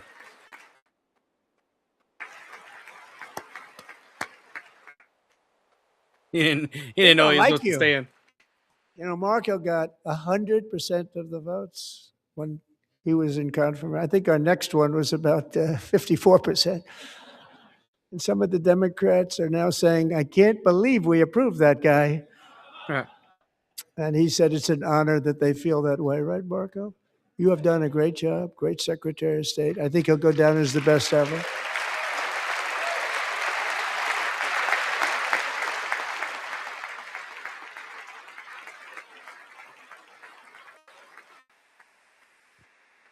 Under the ceasefire I negotiated, every single hostage, both living and dead, has been returned home. Can you believe that? Have they? I mean, that's good. That's what's problem. That's what's standing. Yeah. The Democrats are standing good. Nobody thought it was possible. Nobody thought that was possible. Both living and dead. And those parents who had a dead son, their boy, they'd always tell me their boy, they wanted him as much as though he were living. That was an amazing period of time. They came back, and when we got all of the living hostages back, and many, many before them, but I always said those last 20 are going to be very tough, but we got many, many more, hundreds. But I said those last 20 I got a are gonna be Ryobi tough. We got chainsaw them back. hamburger helper. But we Thing's only a got beast. back 14 or 15 of the dead of the 28. And believe it or not, Hamas worked along with Israel, and they dug and they dug and they dug. It's a tough thing to do, going through bodies all over, passing up 100 bodies sometimes for each one that they found. Tough job. And they finally got it back to 27. And then Steve and Jared, they got it back to 28. They found all 28. Nobody thought that was possible, but we did it. And I remember the family of the 28th. They were so grieved, but they were so happy as it's possible to be. They had their boy back. The mother said, "Sir, we have our boy back." What a period of time that was, but we got them all back. So thank you both very much. Great job.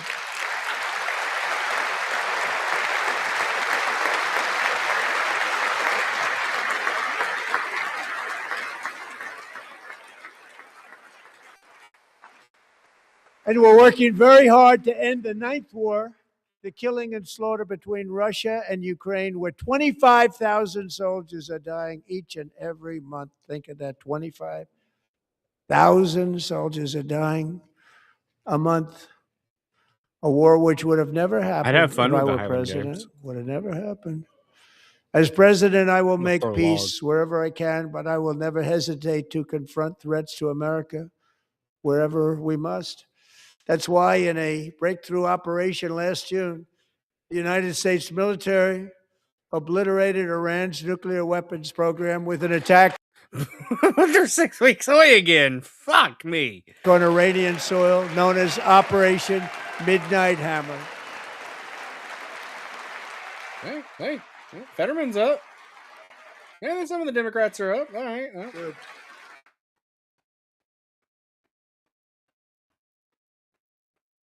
For decades, it had been the policy of the United States never to allow Iran to obtain a nuclear weapon.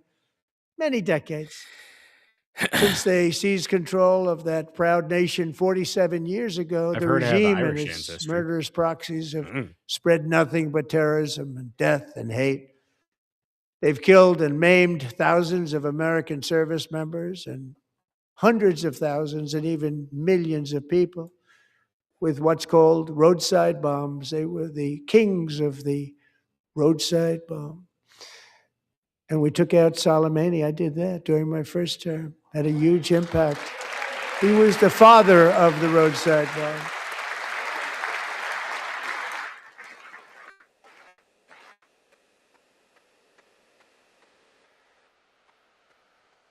And just over the last couple of months with the protests, they've killed at least, it looks like 32,000 protests, 32,000 protesters in their own country. What's up, They shot Silva? them and hung them. We stopped them from I got hanging it a over lot here. of them with the threat of serious violence. But this is some terrible people. They've already developed missiles that can threaten Europe and our bases overseas, and they're working to build missiles that will soon reach the United States of America. After Midnight Hammer, they were warned to make no future attempts to rebuild their weapons program, and in particular, nuclear weapons. Yet they continue, starting it all over. We wiped it out, and they want to start all over again, and are at this moment again pursuing their sinister ambitions. We are in negotiations with them. They want to make a deal, but we haven't heard those secret words. We will never have a nuclear weapon. My preference.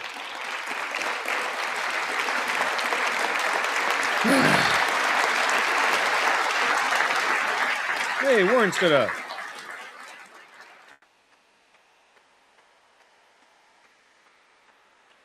My preference is to solve this problem through diplomacy.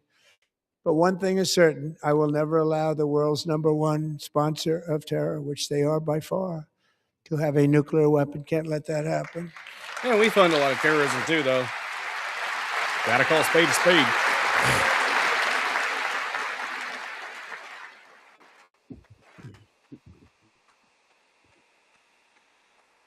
Nah. And no nation should ever doubt America's resolve. We have the most powerful military on earth. I rebuilt the military in my first term. Thank you so much, Silva. We're going to Appreciate continue that. to do so. Also, we just approved a $1 trillion budget. We have no choice. We have to be strong because hopefully we will seldom have to use this great power that we built together. It's really called Peace Through Strength, and it's been very, very effective.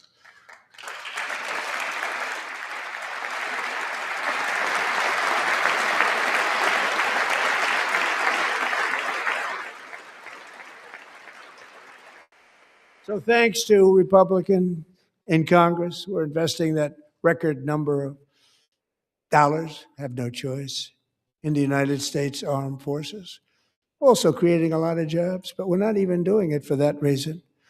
Because as I said, we have more jobs, more people working today than ever before in the history of our country.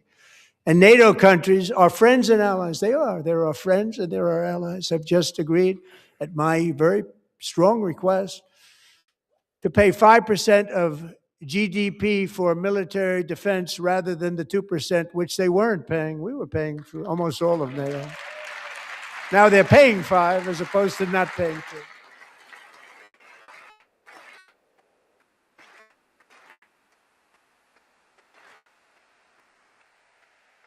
And getting that 5% was something which everyone said would never be done, could not happen. We got it really easily. Thank you for the One follow, meeting. Emily Powell on Pilled. And big difference between 2% that's not paid. We were paying the freight of many of them. Very few were paid up. Now 5%, then they're paid. And everything we send over to Ukraine is sent through NATO, and they pay us in full. They pay us totally in full. Every branch of our armed forces is setting records for recruitment. Thank you This for your is so service. exciting. And every service member recently.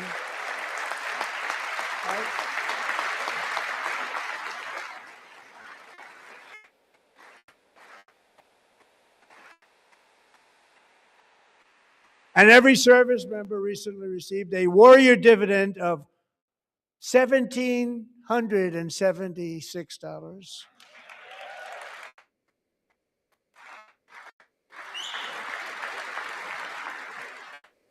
Nice.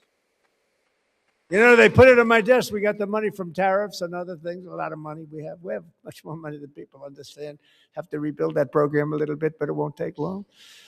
But we got the money, and it was $1,775, and they wanted my approval. And I said, "What's the number?" $1,775. I said, "Wait a minute. For one more dollar, we can have $1,776. It's going to." I said, "We're going to figure that." I never asked anybody if we could afford it. One more dollar. I said $1,776, and I said, "That's good." And I'll tell you what, our military. That was 4 months ago, our military, I never see a person in the military that doesn't thank me for it, so we're honored to do it. They deserve it. And we call it 1776. It was great. And we love our military. We love our law enforcement. We love our firemen. You know, the firemen don't get mentioned enough. We love our firemen. We're also... Everybody better stand for the firemen. What's up? Hey, the military too. And the Supreme Court should stand up too. We're also restoring American security and dominance in the Western Hemisphere, acting to secure our national interests and defend our country from violence, drugs, terrorism, and foreign interference. For years, large swaths of territory in our region, including large parts of Mexico, really large parts of Mexico, have been controlled by murderous drug cartels. That's why I designated these cartels as foreign terrorist organizations, and I declared illicit fentanyl as a weapon of mass destruction. I mean, yeah, that's... And with our new military campaign, we have stopped record amounts of drugs coming into our country. He needs to address the Mexico thing. Completely coming in by water or sea. You probably noticed that. We very seriously damaged their fishing industry also. Nobody wants to go fishing anymore. We've also taken down one of the most sinister cartel kingpins of all. You saw that yesterday. In January,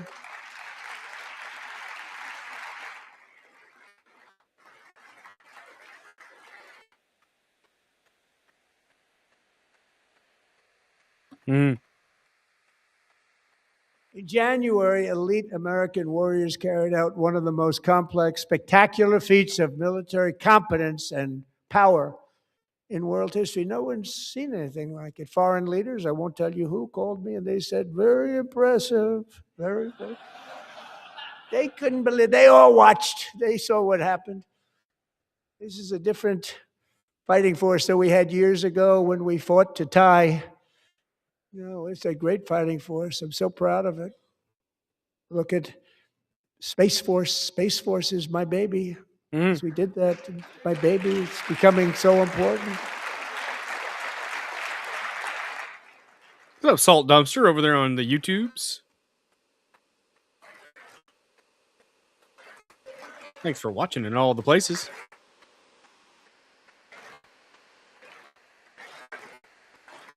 And America's armed forces overwhelmed all defenses and utterly defeated an enemy. Follow me on YouTube if you with want. fighters I'm to end there the too reign sometimes. of outlaw dictator Nicolas Maduro and bring him to face American justice. Fetterman's gonna stand up.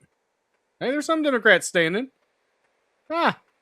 And this was an absolutely colossal victory for Every the one of them. security of the United States. Fair. And it also opens up a bright new beginning for the people of Venezuela.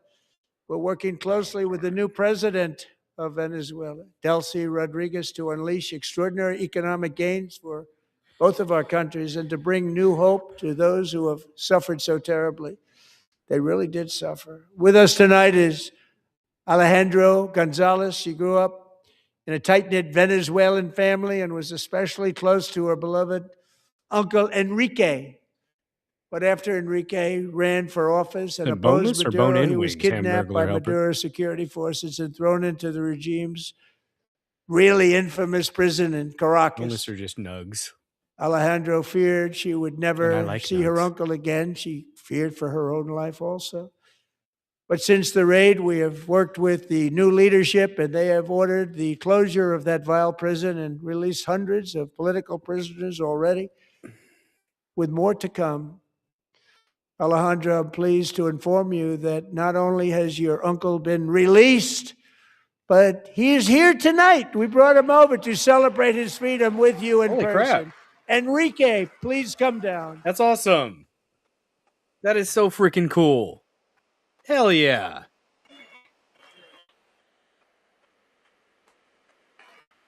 That's so cool. Hell yeah.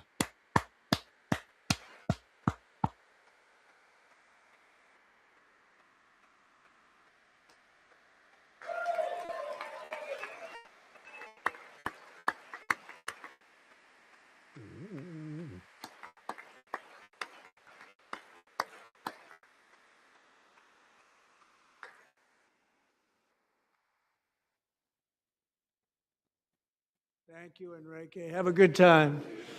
Nice to have you back, Enrique.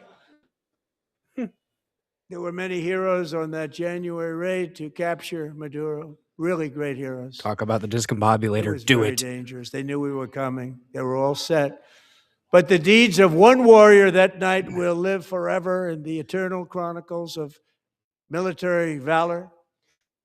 Chief Warrant Officer 5, Eric Slover, planned the mission and was the flight lead in the cockpit of the first helicopter. A big, beautiful, powerful helicopter. It was a massive Chinook carrying, as you can imagine, many, many American warfighters. Wearing the dog tags, his wife Amy had blessed with holy water before he left. She knew it was going to be a rough one. Eric steered the Chinook under the cover of night and descended swiftly upon Maduro's heavily protected military fortress. This was a major military installation, protected by thousands of soldiers and guarded by Russian and Chinese military technology. Was it How good? did that work out? Not too good. Hope it was good, Hamburglar. While preparing to land, enemy machine guns fired from every angle, and Eric was hit very badly in the leg and hip, one bullet after another. He absorbed 4 agonizing shots, shredding his leg into numerous pieces. Ooh. And yet, despite the fact that the use of his legs was vital to successful helicopter flight, legs are the most important part of flying a helicopter, to deliver the many commandos who would capture and detain Maduro was the only thing Eric was thinking about. Then, even as he was gushing blood, which was flowing back down the aisle, helicopter lands at a steep angle. The machine gun stood right in front of him. They were right in front of him, two machine gunners who escaped the wrath of the previous planes. Eric maneuvered his helicopter with all of those lives and souls to face the enemy and let his gunners eliminate the threat. Turned the helicopter around so the gunners could take care of business, saving the lives of his fellow warriors from what could have been a catastrophic crash deep in enemy territory. Only after safely landing the helicopter with all the warriors aboard in the exact right spot, which was vital to the mission. We probably would have had to maybe cancel the mission if that didn't happen. Eric told his co-pilot, also wounded, but not as gravely, to take over. I'm about ready to pass out. The success of the entire mission and the lives of his fellow warriors hinge on Eric's ability to take the searing pain. It was unbelievable what's happened to his legs of the bullets and keep on flying and landing. And people knew what was happening. Everybody in the back of the helicopter knew because they saw the blood pouring down the aisle.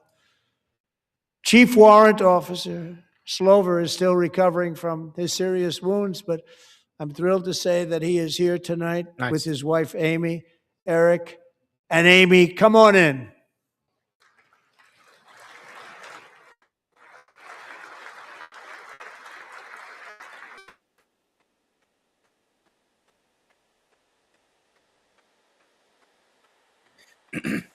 Oh, where they at?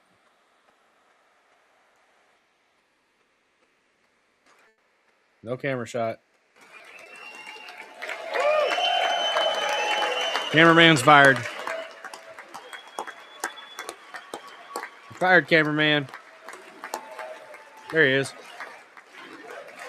That's a big old boy.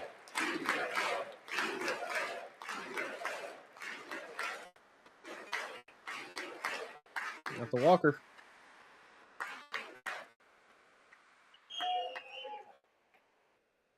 So we have a surprise, Eric and Amy. In recognition of Eric's actions above and beyond the call of duty, I would now like to ask General Jonathan Braga to present Chief Warrant Officer Slover with our nation's highest military award, the Congressional Medal of Honor.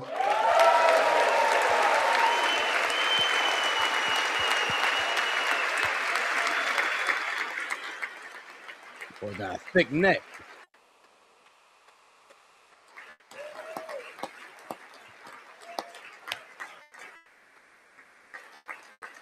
Don't forget to repost, like, comment, all those good things.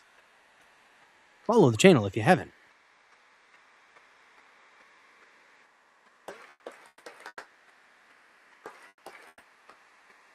Let that man sit down.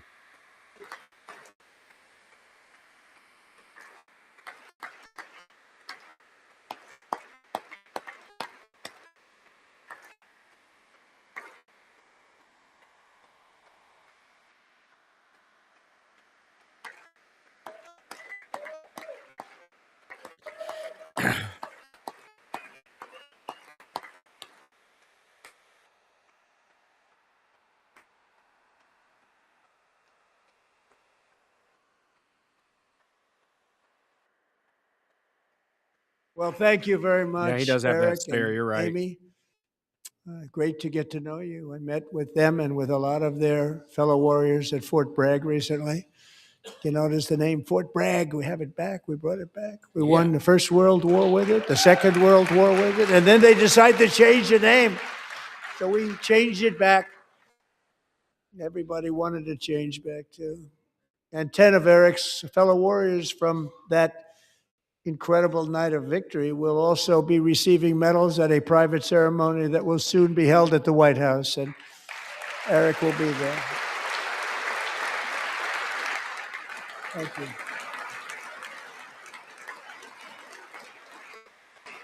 Marco, get off your phone. Put it down, sir. That's probably very important stuff that he's checking on. Never mind, Marco. You check your phone. Little Thank you, Marco. Eric. That's a big one. Small hands. Tonight we've celebrated many truly extraordinary American patriots, but there is one last living legend to honor before we go. He is one more heroic American aviator, Navy fighter pilot. Royce Williams served in World War II, Korea, Vietnam, flying more than 220 missions. Wow. In the skies over Korea in 1952, Royce was in the dogfight of a lifetime, legendary dogfight. Flying through blizzard conditions, his squadron was ambushed by 7 Soviet fighter planes. It was his first aerial combat of the war, and despite being massively outnumbered and outgunned, Royce led the takedown of 4 enemy jets and almost destroyed the others, vanquishing his adversaries while taking 263 bullets Jeez. to his own plane and being seriously hurt. Beast mode. His story was secret for over 50 years. He didn't even want to tell his wife, but the legend grew and grew. But tonight, at 100 years old, this brave Navy captain is finally getting the recognition he deserves. He was a legend long before this evening. Royce, please stand up, and I will ask the First Lady of the United States to present Captain Royce Williams with his Congressional Medal of Honor.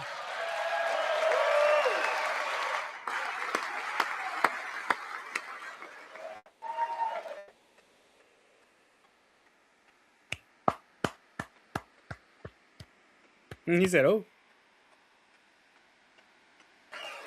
that's awesome, man. Different human beings. Thank God for him. Thank God for him."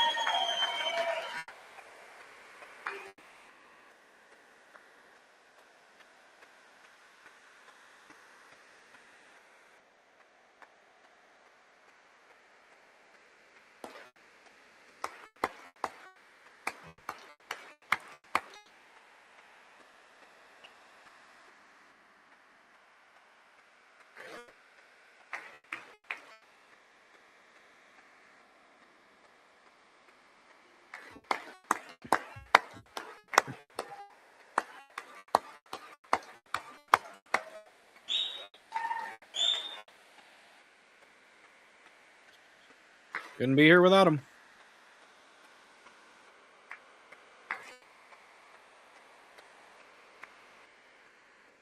All right, let that old feller take a seat. He's getting tired.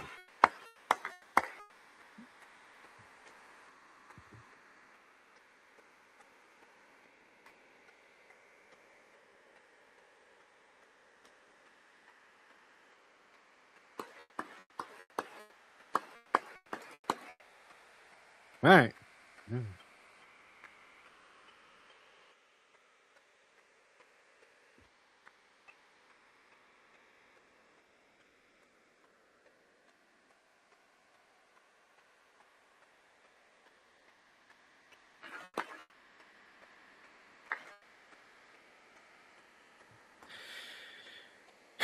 All right. Thank you, Royce, and thank you, Eric.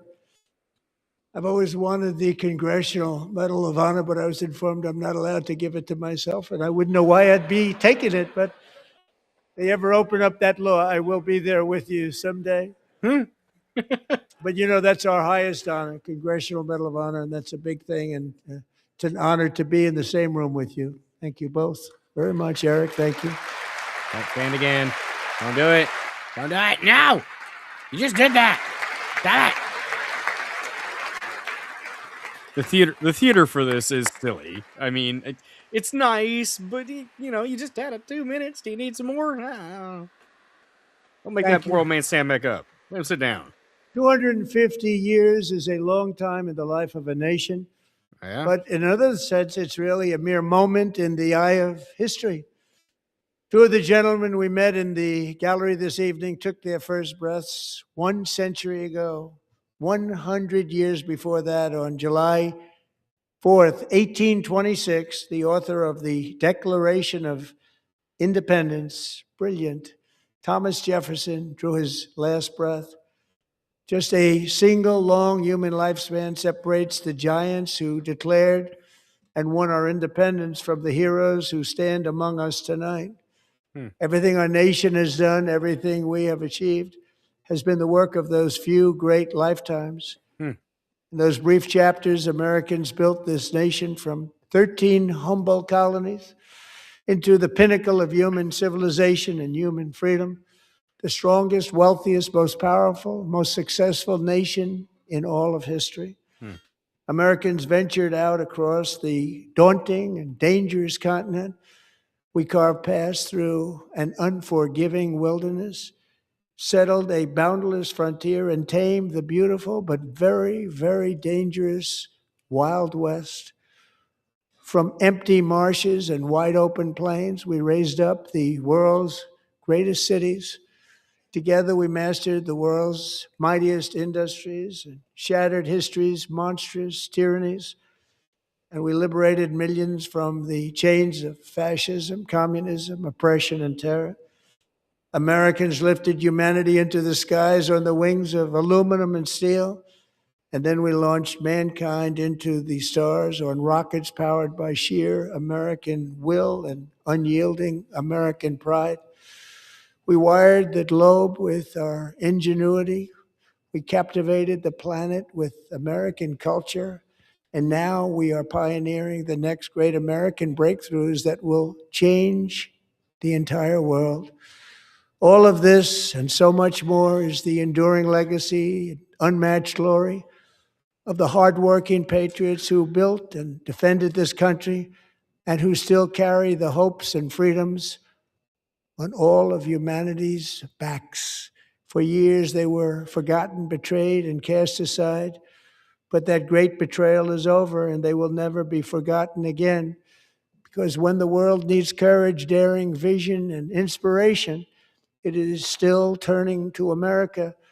And when God needs a nation to work his miracles, he knows exactly who to ask.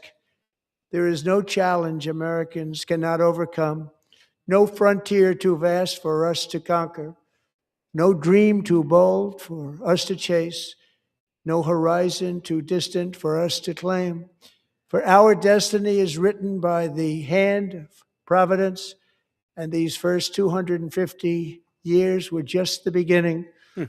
From the rugged border towns of Texas to the heartland villages of Michigan, from the sun-kissed shores of Florida to the endless fields of the Dakotas, and from the historic streets of Philadelphia to right here in our nation's capital, Washington, D.C., the golden age of America is upon us. The revolution that began in 1776 has not ended. It still continues because the flame of liberty and independence still burns in the heart of every American patriot. And our future will be bigger, better, brighter, bolder, and more glorious than ever before. Thank you, God bless you, and God bless America. That was a hell of a cap. That was a hell of a cap. Yeah, that was good.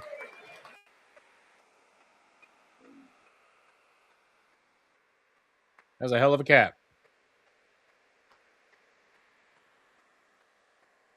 That was a good one. He did well. He did well. A couple times where I was like, campaigny, but he got out of it when he got his groove. I think that was a well done State of the Union. Kind of wish he would have talked a little bit more about what's going on in Mexico. But that's relatively fresh, so he would have had to probably change up his whole speech. But that was a good one. Well done, Trump. I give it 8. Yeah, I'd give it an 8, maybe 8.2, something like that. Yeah. Don't forget to like the stream, guys. If you want to donate to the stream, you can send Rumble Rants. You can gift out subs. You can shower the chat with your love. Don't get that selfie, girl. Get it. She's a pretty gal, but she's big. She getting bigger. She pretty though. She's pretty. She's a pretty big gal. Oh, that wasn't as long as you expected it to be. That was actually, I think the last one was only an hour and 40, so that was longer than his last one, I think. I think I read that earlier today. But yeah, and they're gonna do responses now. I don't know who's got the responses, but you know, if they show it on this channel on Rumble, the White House channel, this is on Rumble by the way that we're watching. If they show it, we'll listen. I kind of, you know, I'm not gonna search it out though. That was good. That was good. And there were a couple times where he absolutely needed to call out the left, and he did. So, damn, they were betting on 3 hours. What's up, Bartabello? Good to see you. Thanks for joining. Okay, so that's it. That was a good one. That was a good one. What we got? Let's see. There was a lot there. I think for the most part, that's how a State of the Union probably should be. That he mentioned some new things that I hadn't heard about yet. I took a couple little notes. The data centers, self-sustaining data centers. That is really interesting. That is really, really interesting. I'm gonna dig into that and maybe do a little bit of research on that so I can have a more fully fleshed out perspective on that. Because with that, there could be some issues. Okay, so I like that part of the concern for the data centers, for the AI and all that, has been the strain, like he mentioned, the strain on the normal everyday person's electric bills. So the fact that they're going to be able to use their own power plants, is great. That means they're going to need space for these power plants. Now, are they going to use eminent domain? Are they going to, have any restrictions on that? What's that going to look like? What kind of energy production are they going to be able to use? They're going to be able to use nuclear. It's going to be hydro. It's going to be coal. What is it? What are they going to be using? So I have questions, but I really, really like that idea. Self-sustaining data centers is a really cool idea. And Elon has talked about data centers in space because you don't have to cool when you're in the void of space, right? And the solar that you can get from, up in space is much more, I guess, pure than you would get here on Earth. So that's a really cool idea that I've seen spoken about and written about. Complex, but I think doable from what I've read. So that's a really cool idea. He didn't talk about aliens tonight. Dang it. That was one thing I was hoping he was going to say something about. But he didn't talk about the aliens. We'll see.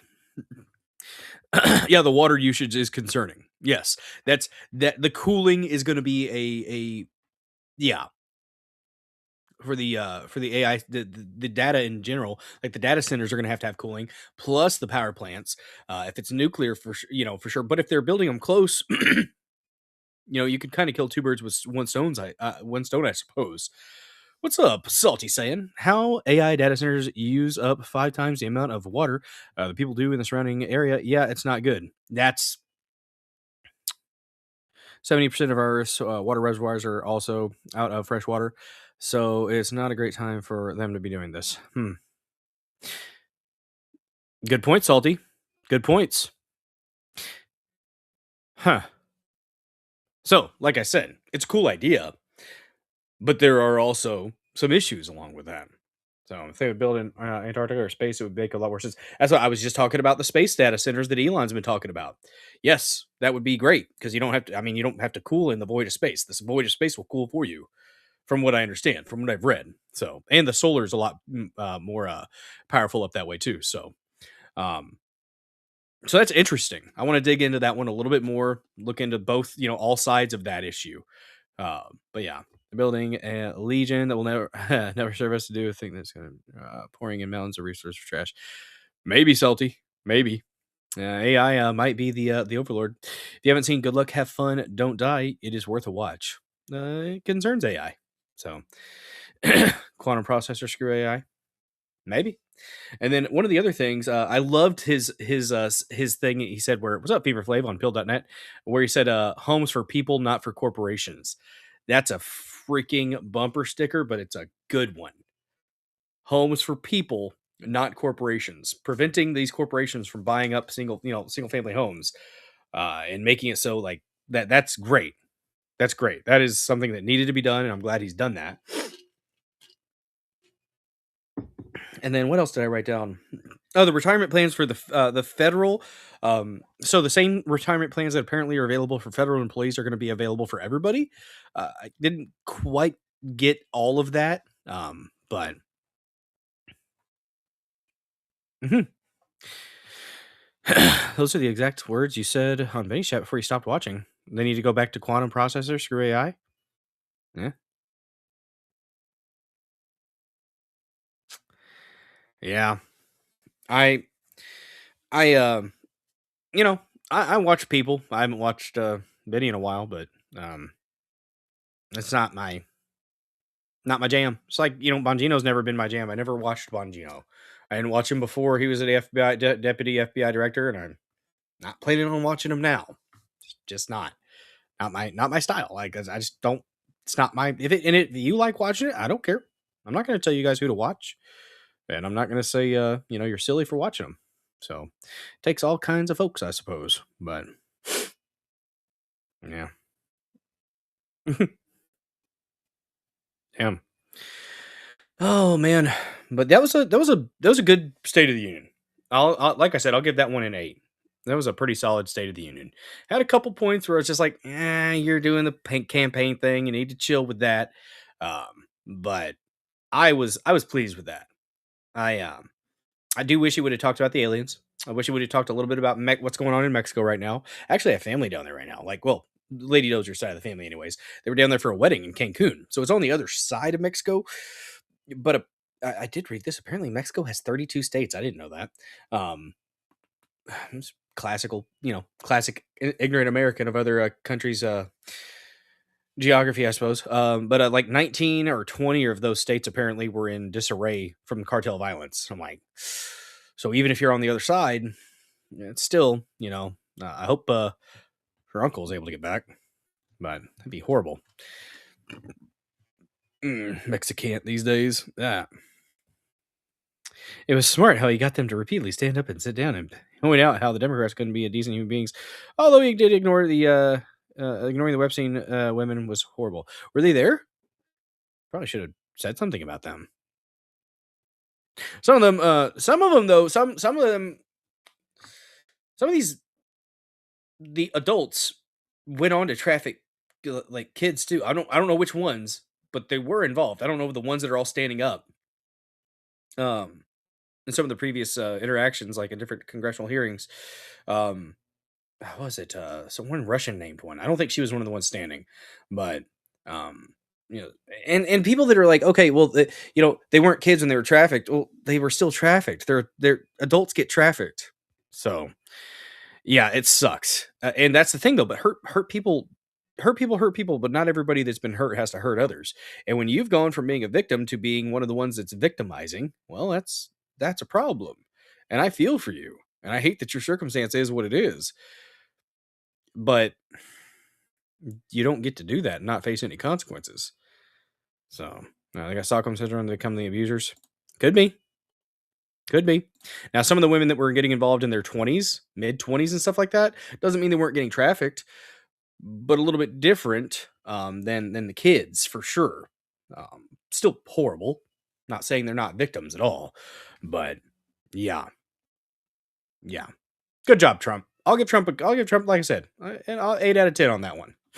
And that last bit, man, whoever wrote that speech for him, they earn high marks. And I mean, that was the ending, the cherry on top of the whipped cream. That was good. That was well done, well executed.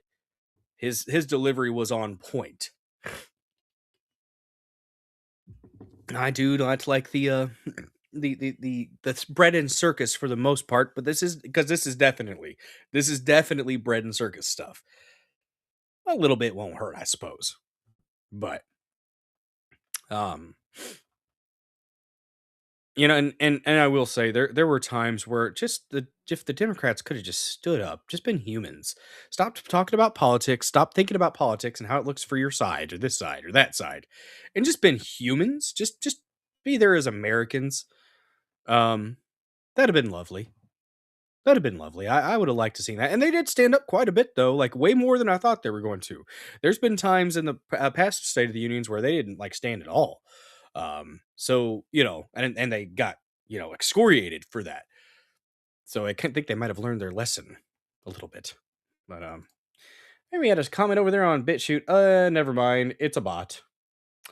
It's a bot talking about $5,000 stimulus payment for all Americans. Damn you, robots on BitChute. Who's like are they mostly robots on BitChute? I don't know. Somebody commented on my last BitChute stream. Thank you for popping over there and saying hi on BitChute. We are up to 23 subscribers over there. Lost a subscriber on YouTube. Went from 61 to 60. Don't understand that. But I'll never grow on YouTube. I've just come to that conclusion, and that's okay. That's fine with me. YouTube doesn't want my content. But you know what? Rumble, Pill.net, X, decent views on X. So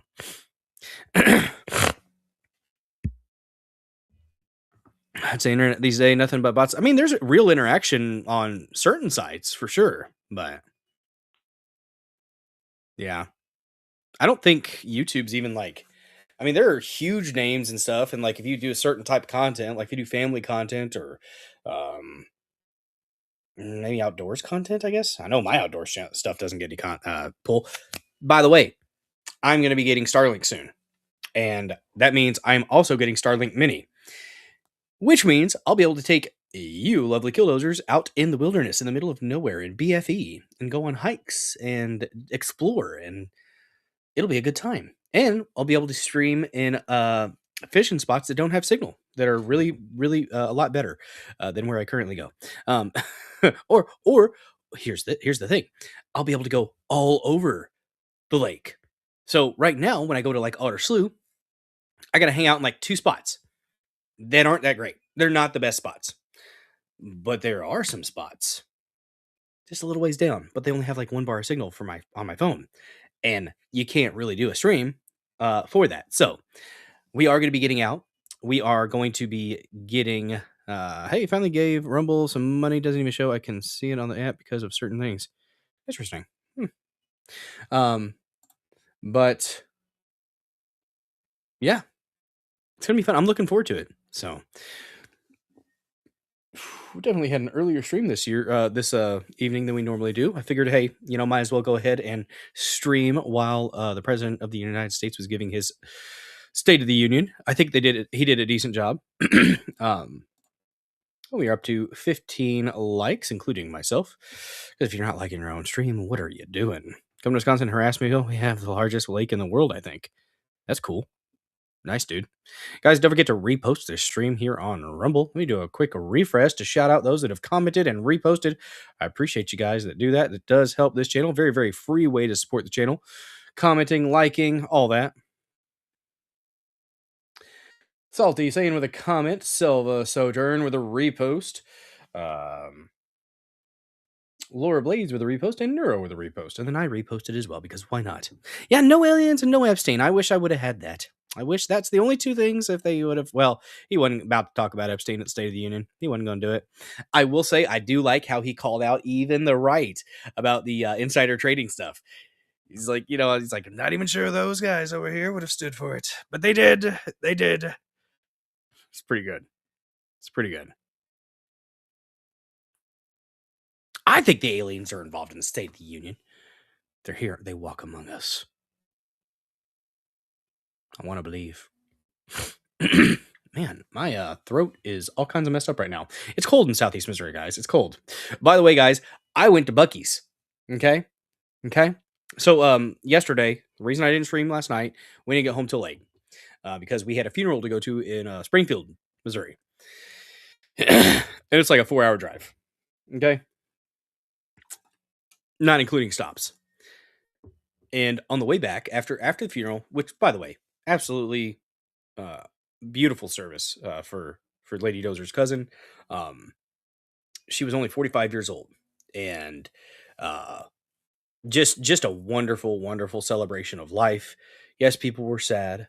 Minnie Dozer started singing Baby Shark while we were at the funeral service, so I walked out to the lobby with him so that the people could say their piece and stuff. And um, it it was really cool to see so many people come together. Like there were so many people there that they ran out of pew like sitting room. They were standing around. So, um, but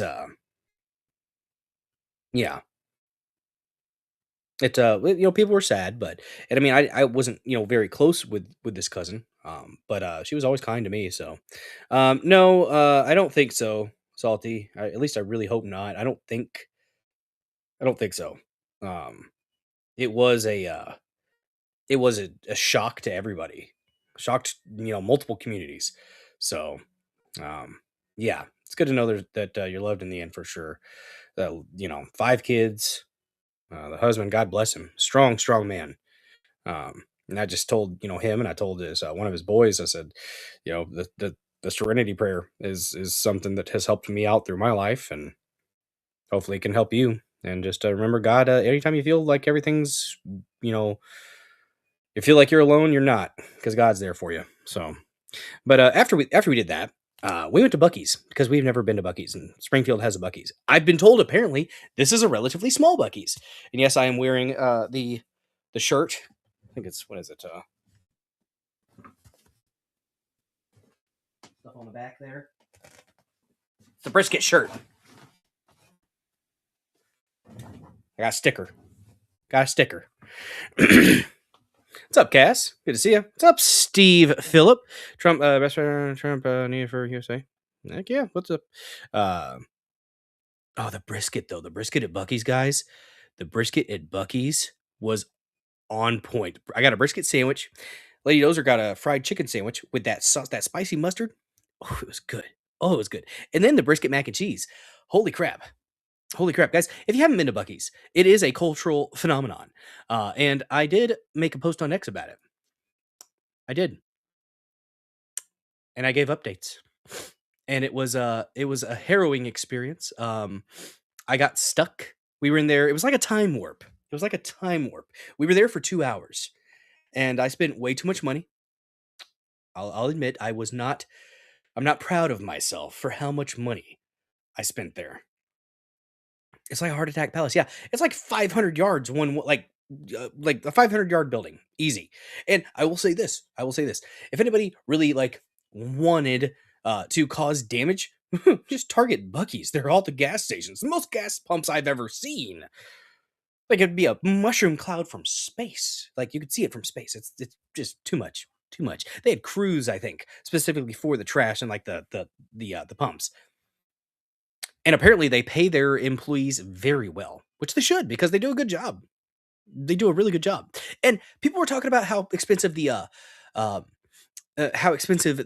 jerky was. And honestly, for that good a jerky, like I've had, I ate a whole bag of jerky for dinner. It was the cherry maple. $8.99 for a bag of that is not that bad for jerky. It's really not. I've spent more on jerky. So, really just cool place. Friendly people. The bathrooms, holy crap. Immaculate, absolutely immaculate bathrooms. And there were some things there that I had to get. I could not say no, especially for the price. $24 for the beaver outfit, guys. And I did try it on in the store. We're going to scroll through my experience at Bucky's, guys, because I posted multiple times. I should have figured out how to do a thread, but I didn't. I guess I should have reposted from each one. Let me see here. Oh, I missed it. There we go. Just don't email anyone about walking some jerky over. Yeah, no, not that kind of jerky. Not that kind of jerky. Oh, you aren't a fan?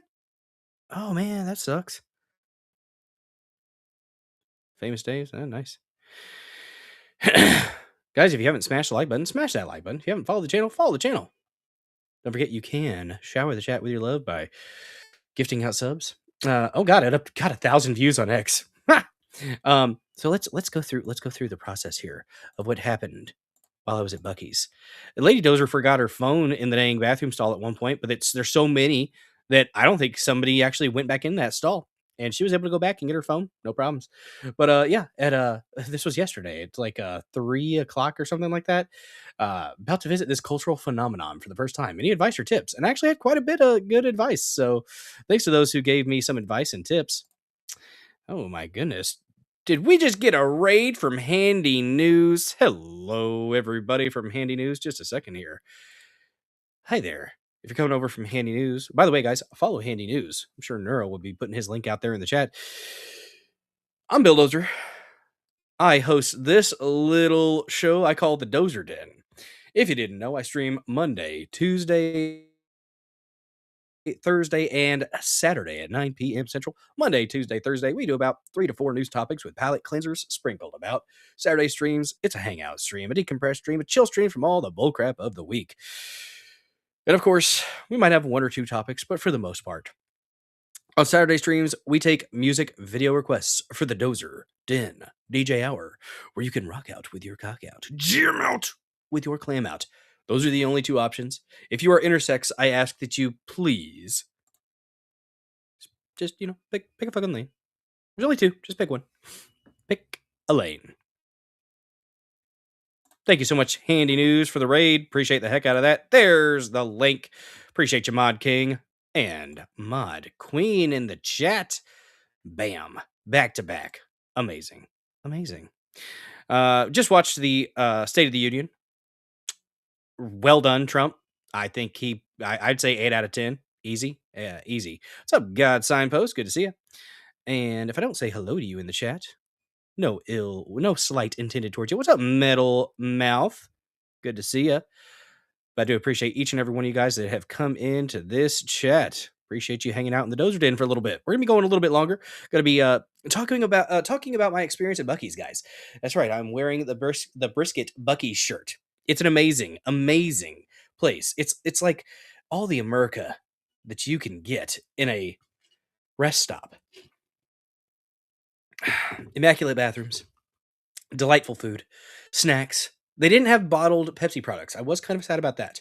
But man, it's good. Thanks, DK Spiracy. Appreciate you being here. Don't forget to smash the follow button. We are going to be talking about some MK Ultra stuff too after Bucky's. So MK Ultra stuff. Apparently, some recently declassified documents show that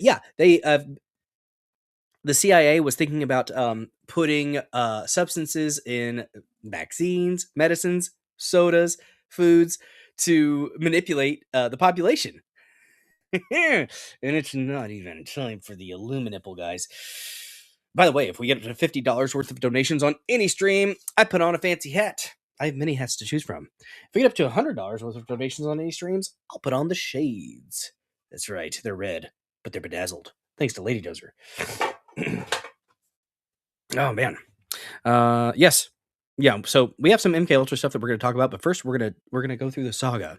And I may have another monetary goal involving a beaver outfit. But let's talk about Bucky's for a minute, guys. Bucky's was amazing. So yesterday on the way home from a funeral, because, it was out in Springfield, I figured we should stop at this cultural phenomenon that is Bucky's. And it was glorious, guys. It was glorious. The parking was good. The ambient, the atmosphere, the ambiance of Bucky's was quite delightful. I went in with little preparation for what I was about to experience, but it was delightful. There was an update. First update. I discovered that there are multiple food stands, at least like 2 or 3. And they call out phrases. Update. They have phrases they call out at one of the food stands. Yes, one of the food stands. Oh yeah, that was pretty awesome. Seeing the Melania giving the medal. That was well done, very well orchestrated, very well delivered. And his last bit, Trump's last, the conclusion to his speech. Whoever wrote that, amazing job. Very, very awesome. Like, just nailed it. And then, update number 2. I've embraced my new status as one of the crew on the board. That's what they shout out whenever they're at the thing. Yes, that is a beaver onesie I tried on in the store. Yes. Fierce. Fierce. I may make that one of the goals. I don't know what it would be, but you watch it Henny Stupid had to party. Heck yeah. There you go. Yeah. I tried one on. So the lady there, I asked, I said, do you have fitting rooms? She said no. No, she didn't. So I said, do you care if I try it on here? She goes, I don't care at all. You go for it, man. And so I did. It does have a tail. It is it's something. It is something. I actually wore it for a little bit. Look like Jack Black in the suit. Ha! Nice. I am. That was there in the store, and I have no shame. You know, I when people are sad, I tend to play the jester a little bit and bring levity to a dark situation. So that's what I was trying to do there. Nacho Libre. Nacho. It's the pick of Destiny Child. You know we will be rocking because we're fucking insane. I do like Jack Black. What the fuck am I doing? Yeah, salty zipper-tits. Did I get? No, I didn't. I tried it on over the khakis in my collared shirt. I did not get naked in the middle of the store, salty zipper-tits. My God. It was quite cozy though. I'll say that. I did try it on later at the house, and it was quite comfy. It was nice warm. Yeah, I can still like movies even though someone's stupid. This is the third update. Update number 3: the Buc-ee's bathrooms are simply immaculate. The stall is like my own little sanctuary away from the world, very conducive to the task at hand. Yes, great bathrooms. And then there we go. Got me and the family. Update number 4. I made it out. They tried to keep my firstborn right there in front of the beaver, but I fought fiercely. It's supposed to be brisket sandwich, mac and cheese, and fried chicken sandwich. All nailed it. I spent too much. And there's the Dozer crew. Got Mini Dozer hanging out here in the cart. Middle Dozer was a little bit overstimulated towards the end. We had to wake her up from a nap to go in there. So she was quite. She had enough. She had enough. Wasn't feeling the best, and was ready to be done. This one, she eldest Dozer offspring. She was just having a good time, and then Lady Dozer got the selfie. So yeah, we had ourselves a good time. Spent entirely too much money, but you know what? I think it was worth it. Heck yeah, Handy News. Cheers to you, good sir. Thanks for the raid.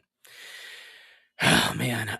But yeah, that Buc-ee's is an experience. If you haven't been to one, it is definitely worth it in my opinion. Definitely worth it. First time, so I spent way too much. But it's things that I'm going to be using. But yeah, I've got it here. Proof of purchase. $24. I was like, that's a deal. Come on now. Come on, look at this. Look at this. So look at that. Look at that. Yes, and there is a beaver tail. I thought about wearing it to work today, but I didn't. I might wear it to work tomorrow. I don't know. I might keep it at work just for the occasion. I don't know. But yeah, I need to find out if there's a voice that Bucky has. I tried to find Bucky on X, but I didn't see an X account. So maybe we'll make the Bucky beaver suit, one of the goals. I don't know. Oh, it's all right, Handy. Thanks for coming in, bud. Appreciate you. Love the shares. Yeah. What's money compared to happiness? I know, right? I know. Hey, there you go, Metal Health 74. Putting out a short. Good job, dude. Making some stuff. I'm gonna keep like, well, thank you, Laura Blades. I appreciate that. Lady Dozer was she went around the corner at one point, and I made her take a full picture. So hate the furries had to ruin any kind of fun you can have. Yeah, fuck this. I'm gonna do me. I'm gonna have fun regardless. The furries don't have a lock on that. Damn it. I was just having a good time. And you know what? It made Lady Dozer laugh. It made her smile. And that's what the goal was. She'd been really, really taking it hard the loss of her cousin. So if I can help bring a little bit of levity, if I can help make a crap sandwich just a tiny bit more palatable, I feel like that's important. So that's what I was trying to do. So, but yeah, we have a Bucky Beaver outfit now. Might incorporate that into the Saturday streams. I don't know. We'll see. Yeah, Bucky's, guys. It's worth it. Definitely worth it. We got a little cast iron griddle. Kids got some stuff. They got shirts. The shirt that I'm wearing is a Bucky shirt. Mini Dozer got a mama Bucky and a baby Bucky. Little keychain one. He had to have a mama and a baby. We got the mama one. He goes, but baby Bucky. So, all right. Then he got a Bucky shirt. He goes, my Bucky shirt? He was so excited. I will say, the crystal or the gem encrusted bullheads, like $350. $350. That's too much. It's way too much. It's a glorified 7-Eleven. I've never seen a 7-Eleven that big. I don't think I've seen a 7-Eleven with brisket.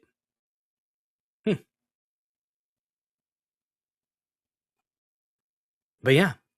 Oh, you got Pump and Munch? You mean Munch and Pump? I got Munch and Pumps. Nah, you used to have a strip club named Bucky's. Nice. Yeah, I'll play it. Oh shoot, where'd it go?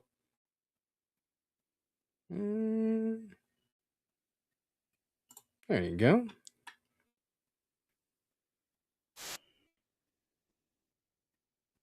Nice short here from Mental Health.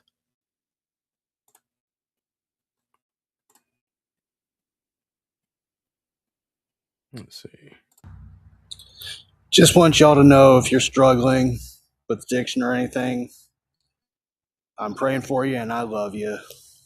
So just remember you're loved and appreciated. That's nice. Just want. Thanks for sharing that. Giving you a sub. Oh, what did I just click out of? That's not what I wanted to click out of, but I did it. Thanks for sharing. That's a very nice message. Very, very good. Very good. Let's see. All right. So let's look at what we're going to talk about next year. For a little bit, anyways, we're going to be talking about MK Ultra. Guys, they have some recently declassified documents, apparently from the CIA, indicating that they were, in fact, entertaining the idea, which means they did it, entertaining the idea of using vaccines, medicines, sodas, all kinds of things that they wanted to put mind-altering chemicals in to help manipulate the population. That's some cool stuff, I guess we could talk about. And people talk about MK Ultra, and it used to be scoffed at until more documents came out, and it's legit, very legit. People don't like to talk about it. Let's see. Let me scroll up and find this really quick here. Where did it go from here? Oh, wait. Before we do that, here's a good one. First of all, this guy's mullet is on point. It's an amazing mullet, magnificent mullet. There was this homeless man outside of Walmart. Asked me for some money. I gave him $4. That's all I had. While I was walking away, he shouted, "What if the dinosaurs didn't go extinct from an asteroid? It was a spaceship, and it was us, and we're aliens." Could be. And that just, it kind of messed with me, man. I don't even know why I came to Walmart anymore. There was this homeless man outside of Walmart. Asked me for some. Threw him off, guys. Messed him up. You can't do that. Oh, darn it. Where did it? Oh, no, that's what it was. I'm not in my bookmarks. That's why I can't find it. My gosh.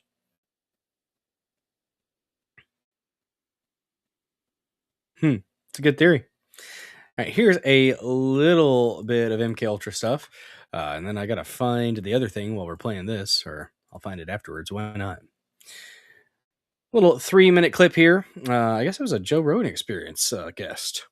Even besides drugs, MK Ultra is involved in a lot of psychological experiments. So not just LSD. Most people associate MK Ultra with LSD, but one of the most expansive of the sub-projects is Subproject 68. It was by this guy named Ewan Cameron. Have you heard that name before? No. Cameron? Okay, Ewan Cameron. He is a psychiatrist up in Montreal in Canada, working at what's called the Allen Memorial Institute. And Gottlieb wanted to expand MK Ultra besides drugs because he already had a lot of people doing drug experiments. So he wanted to see if there were psychological techniques that could be used to manipulate a person. So not just in an interrogation, but can we actually like control a person's personality? Can we make them behave in certain ways, make them do something?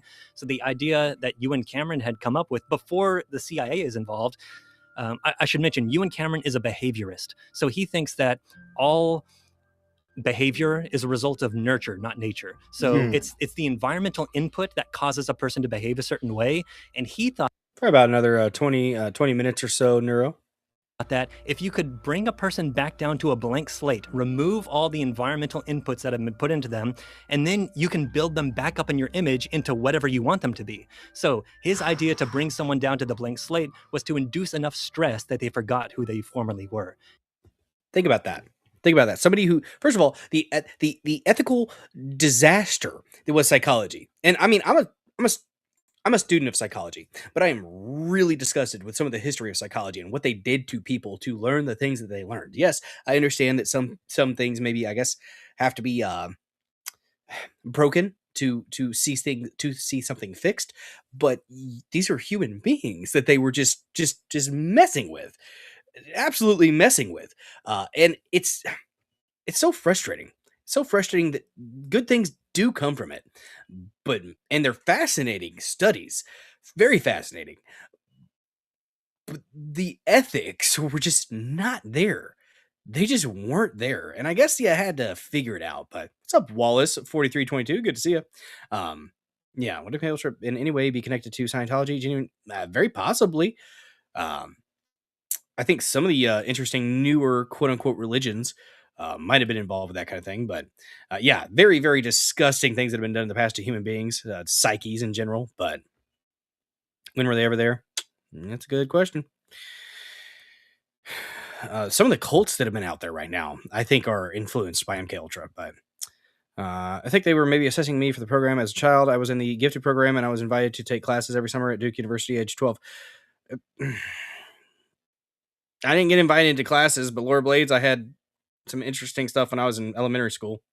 And so you reduce them to the blank slate, and then the CIA is really interested in if you could do that, then you could form them into whatever. Just rewrite a human being. Let's rewrite this human being. Why not? So Ewan Cameron, his main goal is to try to figure out what can induce enough stress in a person to bring them down to that blank slate. And so he performs a lot of experiments.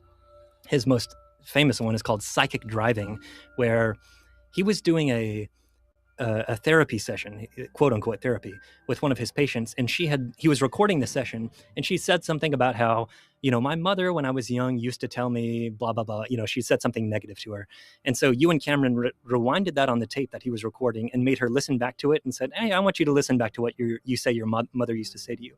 When he rewinded the tape and played it forward, as soon as the woman was kind of quoting her mother and she listened to that herself on the tape, she recoiled, and Cameron thought, oh, you have a negative reaction to that. So he rewinded again and again and again, and he kept rewinding it, and she just got more and more emotional, had this more and more kind of visceral reaction to what she was saying her mother used to tell her. So this led Cameron to develop the concept of psychic driving, which is you record some kind of negative message and then you make someone listen to it for thousands and thousands and thousands of Just some general information about MK Ultra.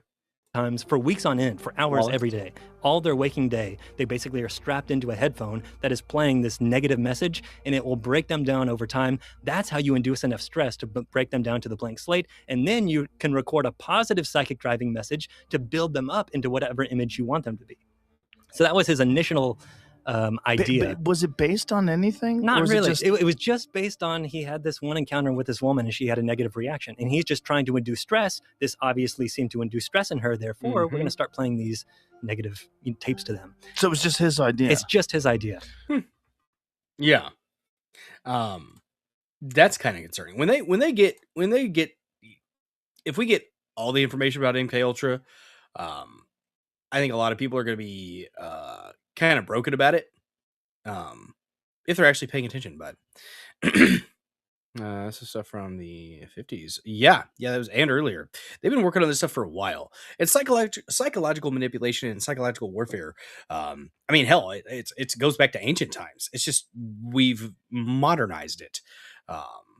So let's see if I can keep scrolling here. Let me see. Here it is from the Daily Mail, and I forgot to include this article in the description because I wasn't sure we were going to be able to get to it tonight. Didn't know how long. Oh my goodness gracious! Did we get a raid from Rekieta Law? Holy crap! Oh my goodness! The Nose Pope has raided this episode of the Dozer Den. My goodness gracious! I'm usually raiding the nose. How long did Nick go today? He was on earlier. Thank you so much for the raid. I'm assuming Neuro orchestrated that. Holy crap, that's a big one, guys. That's a big one. If you're coming over here from the Nose Pope, from Rekieta Law, hi there. I'm Bulldozer. I call this little show the Dozer Den. If you didn't know, I stream Monday, Tuesday, Thursday, and Saturday at 9 p.m. Central. Monday, Tuesday, Thursday, we do about 3 to 4 news topics with palate cleansers sprinkled about because you got to break up the monotony from time to time, right, guys? Saturday streams, it's a hangout stream, a chill stream, a decompress stream from all the bullshit of the week because you got to do that from time to time. It's a nice time, guys, on Saturdays. We usually go sometimes 4 to 6 hours, sometimes 7. It's happened before. But we might have 1 or 2 topics on Saturdays. For the most part, though, it's music video requests on Saturdays only for the Dozer Den DJ Hour, where you can rock out with your cock out, jam out with your clim out. Those are the only 2 options, guys. If you are intersex, I ask that you please pick a fucking lane. Look at that. We have a graphic. There's only 2 lanes. Just pick one. Thank you so much for the raid. If you guys could go ahead and kindly smash the follow button, smash the like button, repost this stream here on Rumble, share the stream out with your loved ones, friends, family, ex-girlfriends, boyfriends, Zers, and friends. I'm not judging. Just keep it consensual between adults and preferably behind closed doors, and we won't have a problem. What are we talking about right now? We're talking about MK Ultra stuff. After that, solid State of the Union from President Trump. I give him an 8 out of 10. He did a pretty good job. Pretty good job. We're talking about MK Ultra right now, though, because it is done. This is the co-host here, Bobble Trump. He has his aluminum foil hat. If you guys didn't know, if we hit $50 worth of donations on any stream, I put on a fancy hat. One of the fan favorites is the Aluminipple. It's a foil hat. We match. That's right. Bobble Trump and I are Twinkies sometimes. One of the best hats we have, it is macaroni, because if you put a feather in your cap, you call it macaroni, right? The Patriot hat. It's a faux tricorn hat that Lady Dozer made for me, and it works. But I appreciate you guys coming over here from Rekieta Law. Let's go ahead and get into this article from the Daily News about some declassified information concerning the psychological manipulation from the CIA on the American people. But it's only clandestine operations for the CIA, right? I didn't think they actually messed with Americans. Ha! Ha! Yeah, right. Let's get into it. From the Daily Mail. Declassified CIA files reveal chilling blueprint to manipulate Americans' minds through covert drugging with vaccines. Son of a biscuit. Son of a freaking biscuit. Really, guys? Really? Yes, really. This is from today, or actually yesterday, February 23rd, 2026, by Stacy Liberator, U.S. Science and Technology Editor. A newly released CIA document reveals a chilling blueprint to manipulate minds through covert drugging experiments. The report, added to the CIA's reading room in 2025, details the government's once top-secret Project Artichoke that ran from 1951 to 56, focusing on behavioral control, interrogation techniques, and psychological manipulation. The 7-page document, titled Special Research for Artichoke, with an attachment labeled Suggested Fields for Special Research Relative Artichoke, outlines proposals to develop chemicals capable of altering human behavior. It discusses drugs designed for both immediate effects, like truth serums, and long-term influence, potentially administered through food, water, alcohol, or cigarettes. Ha! Just put it in everything. In the water, in the alcohol. Drink some more beer, yeah. Have another cig. Researchers also suggested that such substances could be disguised in medical treatments, such as vaccinations or injections. What kind of injections? What kind? The CIA was also looking into methods beyond chemicals, listing hypnosis, sensory deprivation, gases, and other psychological methods for interrogation and behavioral control. My God. Artichoke served as a precursor to the CIA's MKUltra program, which later broadened mind-altering experiments on a larger scale. Many files were destroyed in the 70s, leaving the full extent of the research and how far it progressed unknown. Well, thanks for hanging out for a little bit, Wallace. Appreciate you. That's all good. Hey, all good. Let's see. Appreciate the time that you did spend here, Wallace. Let's see here. So, chemicals, including drugs, one of the pages here. It is believed that specific research should be undertaken to develop new chemicals or drugs to improve known elements for use in the artichoke work. A study should be made to determine what drugs are best suited for direct use on subjects along the lines of amytal and pentothal, and which drugs are best for indirect or long-range approach to subjects.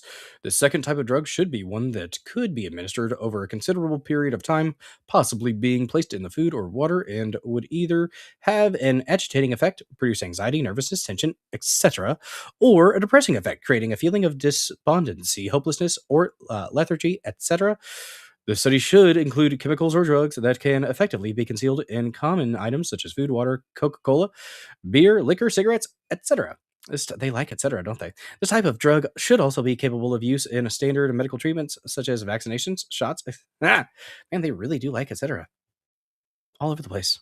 While there are literally hundreds of chemicals or drugs that affect the mental process of an individual, many of these chemicals or drugs could be eliminated by individuals having special knowledge in the chemical drug field. It is known that the Army Chemical Warfare Service, well, that's cool, ACWS, has made exhaustive studies along these lines, and perhaps they could furnish us with many specific answers. That's an interesting redaction. It's an old school redaction. Something could undoubtedly give pertinent information if they could be properly approached. I wonder what this is supposed to be. The report added the CIA's reading room in 2025 details the government's once top secret Project Artichoke that ran from 51 to 56.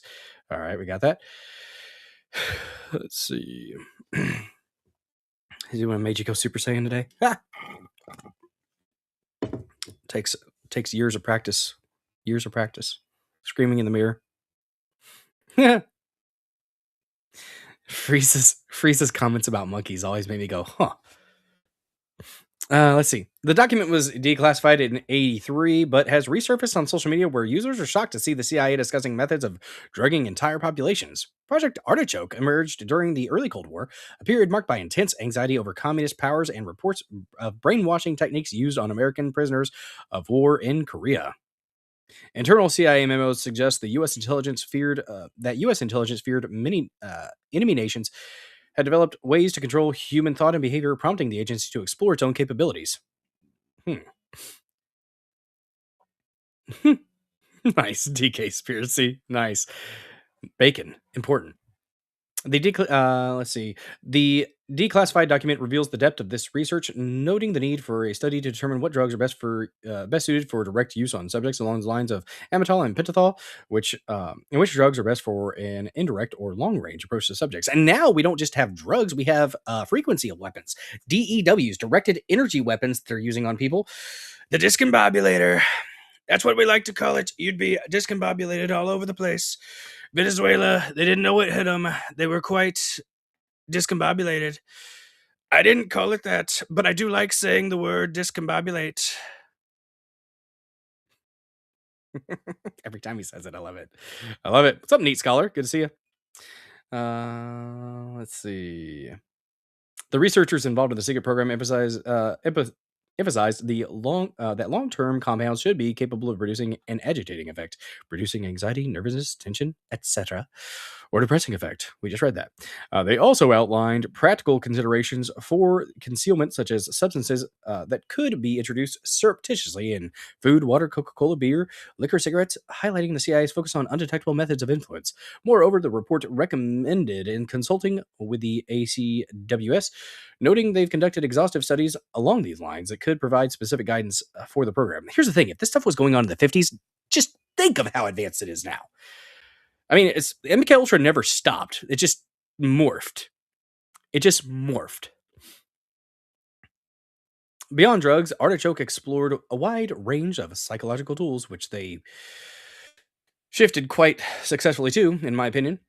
Sections of the document discussed hypnosis, psychological techniques, and gases, aerosols, and oxygen deficiencies, demonstrating that the CIA sought to combine chemical, environmental, and mental approaches. Researchers questioned whether such methods could compel individuals to perform actions against their own will, including potentially criminal acts, without leaving conscious awareness of the behavior. So the like the Zirhan, just completely didn't even remember what he was doing. Some of these individuals that have assassinated presidents or important politicians, and they're just like, what happened? I did what? Yeah, they were activated. Not all, but there's some cases where it's happened.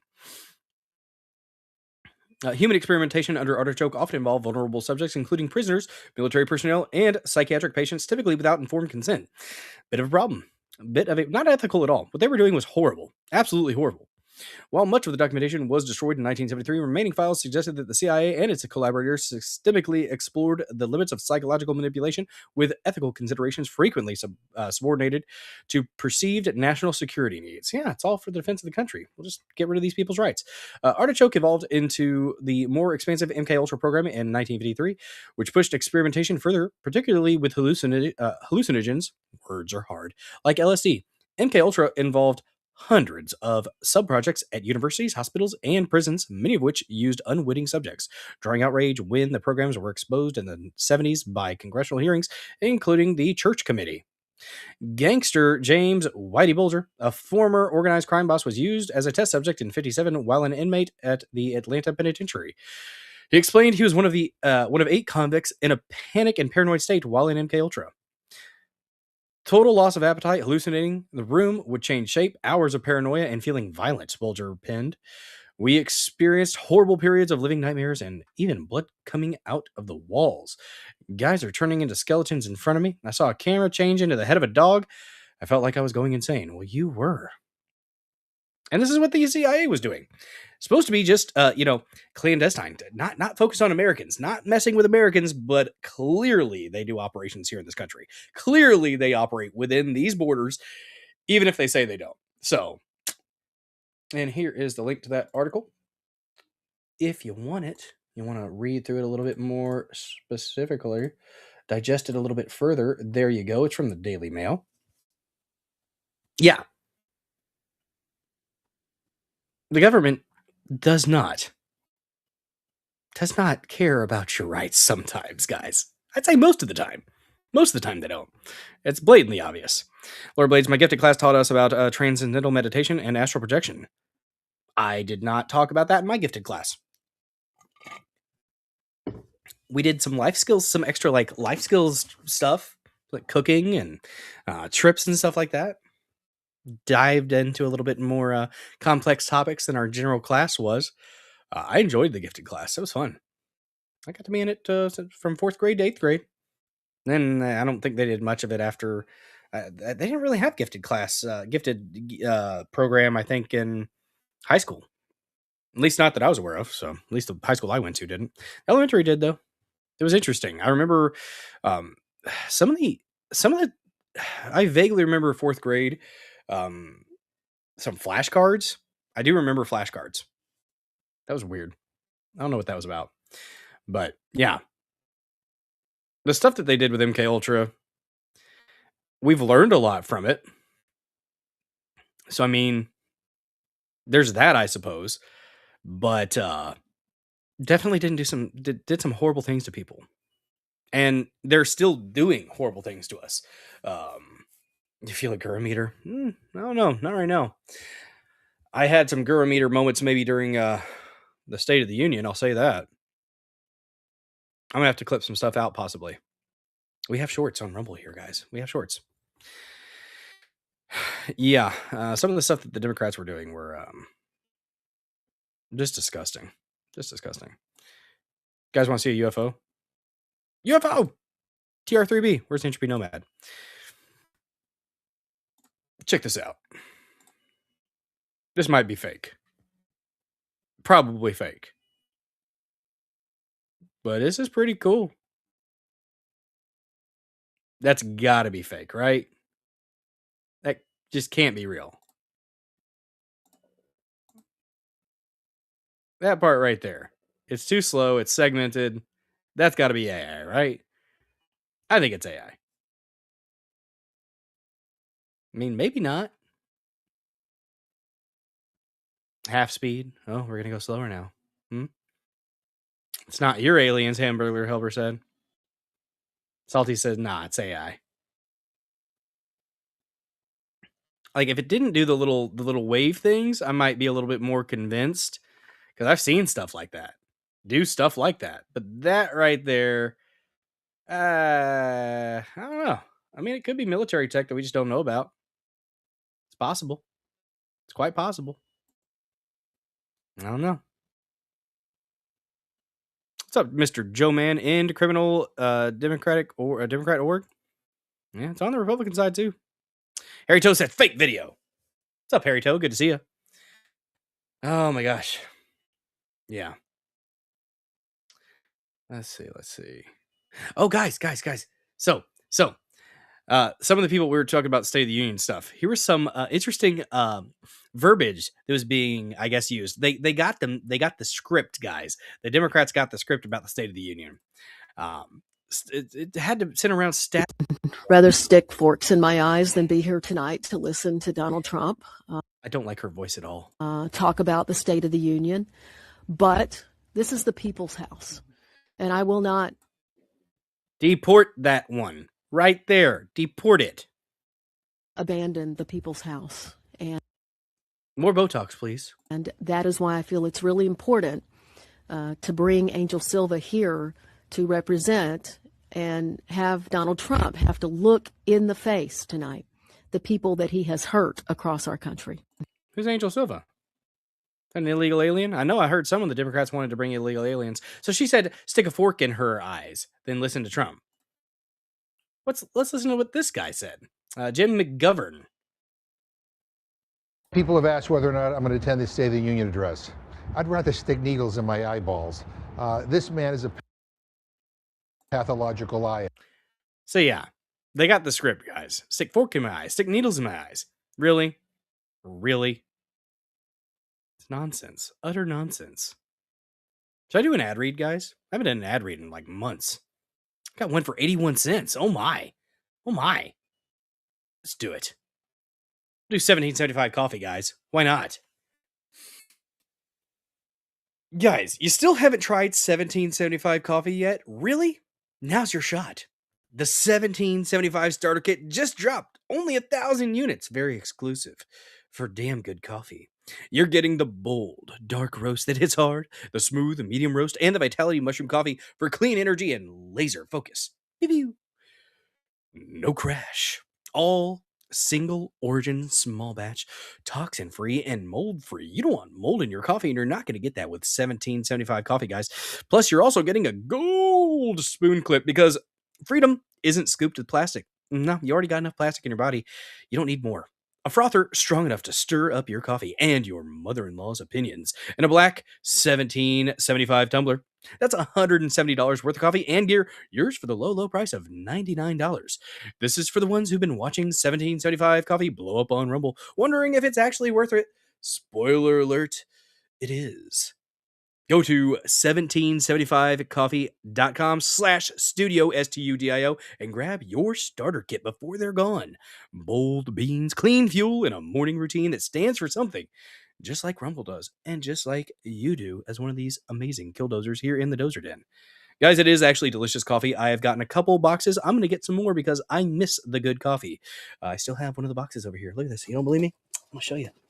Proof of purchase, guys. Proof of purchase. Boom. Bold dark roast. Very good. Very nice box. Very soft. Check it out. $17.75 coffee, guys.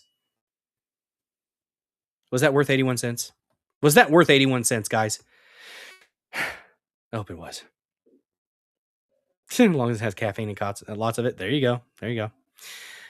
I hope that you guys got a little bit of enjoyment out of that ad read. I try to make them entertaining when I do one. Okay? Harry Toe, I don't drink coffee. That's okay. I drink more energy drinks than I do coffee. 10 days I was off work from a drink caffeine. Harry Toe, how's your butt? I hope your butt's better, bud. Harry Toe had an operation. A procedure of sorts. Made you want coffee, Mr. Joe Man? Hell yeah. Thanks, by the way, to all those who are able to support this channel on a monetary in a monetary way through subscriptions on Rumble, on Pill.net, on the dozerden.locals.com. I do have a Locals channel. I don't get to stream live for very long because I'm not important enough, apparently, according to Locals. But one day, it might happen.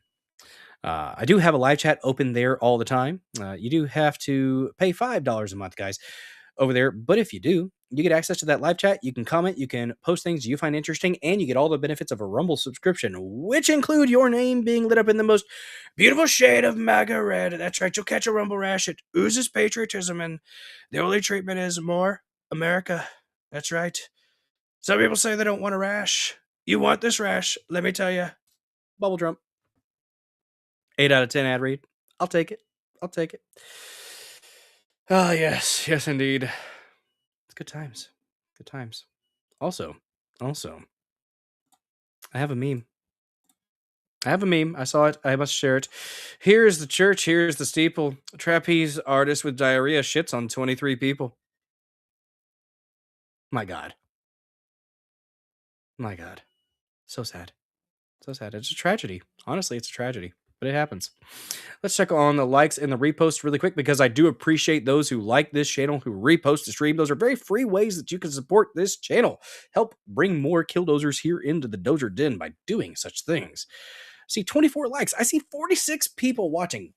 If you could go ahead and kindly smash that like button, I would appreciate it. What's up, Freedom Butterfly? Good to see you. Coffee is good. That and anyone's juicy meat in the mouth. Rub some bacon on it. Rub some bacon on it, indeed. Let's do a refresh. Oh, shit. What did I just do? Check on these real quick. Oh, yes. Anton's meat. Anton's meat is the best. I will say the Buc-ee's beef jerky is solid, but Biltong from BiltongUSA.com is just a step above all the rest. Guys, you can eat Biltong cold. You can eat it warm. You can eat it with some macaroni on a leftover piece of cheese pizza. Guys, go to www.biltongusa.com. Use promo code DOZER for 10% off that amazing, amazing meat. So good. Ooh, Harry Toe with a little. Oh, what's up, Chops on Pill.net? Good to see you. Harry Toe with a slap of that peach, which is one of the emotes you get if you subscribe to Bulldozer74. But don't forget, guys, when you have a late night craving, if you went to BiltongUSA.com and got you some of that amazing meat from Anton, you wouldn't have to worry about any carbs because it's got protein, iron, zinc, magnesium, creatine, potassium, all kinds of good nutrients in that meat. No gluten, soy, or sugar because you don't want that in your meat. You're not going to get that from Anton, okay? He's a South African immigrant that came to this country with a very, very simple dream of spreading his meat across the land, and you can help him achieve that goal by going to BiltongUSA.com using promo code DOZER for 10% off of that awesome, awesome meat. You let the meat slide down your throat hole with a slap of that peach. Every now and then you got to slap that peach. Sometimes you make them count. Just saying. Biltong is better at room temperature. True. What's up, JDL37? Fellow Show Me Stater. Good to see you. Mental Health 74 with a oh, the slaps of the peach. Look at the jiggle physics on that emote, guys. Look at the jiggle physics on it. It's amazing. Let me do a refresh really quick. Apparently, here, Freedom Butterfly did a repost. Let's see. I do like to shout everybody out. Freedom Butterfly with a repost. Hild Hildemy, one just started following. DK Spiracy, thank you for the follow. Appreciate that. Salty Saiyan with a repost. Silva Sojourn with a repost. You guys are freaking awesome. Then we had Laura Blades had a repost, Neurodivergent one, and myself earlier because I went early. I started at like 8 o'clock today for the State of the Union. I don't usually start that early, so thank you to those who did tune in a little early with me. Appreciate each and every one of you. Little Nicky, that training will be burned in my mind. There you go. There you go, Salty. You picked up what I was putting down. Look at all those emotes. Huzzah. That's what you get, guys. $5 a month to subscribe to Billdozer74 or the Dozer Den. That's right. Technically, this is the channel. I do have a user profile, Billdozer74. Follow both. We're at like 1,300 followers, by the way. So you see 134 followers on the Dozer Den. We're at like 1,320 something. 1,320 something followers. So, yeah. You love how Whoopi Goldberg was freaking out on The View? Nobody just, yeah. Yeah. It's crazy. Their inconsistency, though. They'll read about their names being on the list, but that doesn't mean that they did anything with kids. But they'd say, but Trump was there, and he just because he was there, he was hurting kids. I haven't seen any evidence that Trump hurt kids. And I haven't thought that. So I don't believe that. I haven't seen any evidence. If they have evidence, I mean, they would have already had it out there. So, but yes. Ooh, Cass with a slap of that peach. What else we got? Whoopi ate babies. Oh no, I hope not. Was she talking about jerky?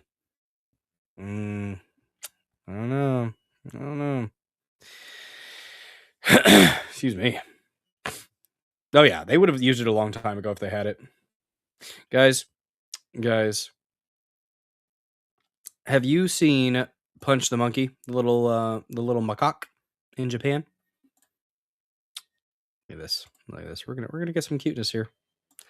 Look at him loving on the little orangutan.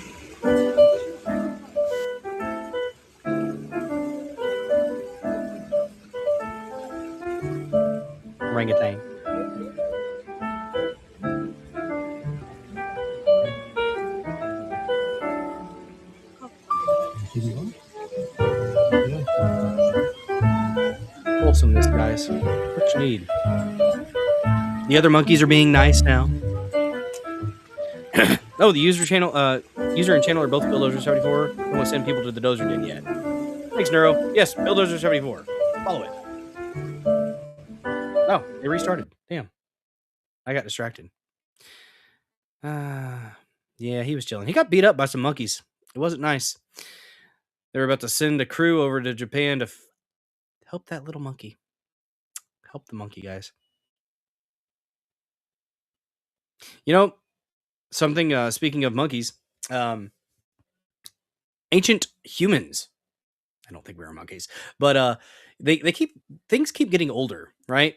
And Jimmy Corsetti posted earlier that there was a massive discovery. So we were under the impression that apparently the Sumerians, I guess, were the cuneiform was the first written communication.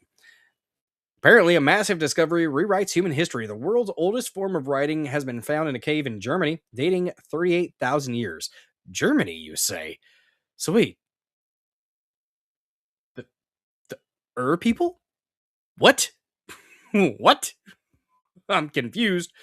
This is well over 30,000 years older than the Sumerian cuneiform from ancient Mesopotamia, which was long thought to be the oldest. So if something just catapulted 30,000 years back, that writing, like I've been saying this, guys, I've been saying this over and over again. I do not think that we are the most advanced, we are the most advanced civilization that has been on this planet. I think that humanity or earthlings have peaked and then fell off into a trough and then peaked and then troughed. And I think that that is quite interesting. Look at that.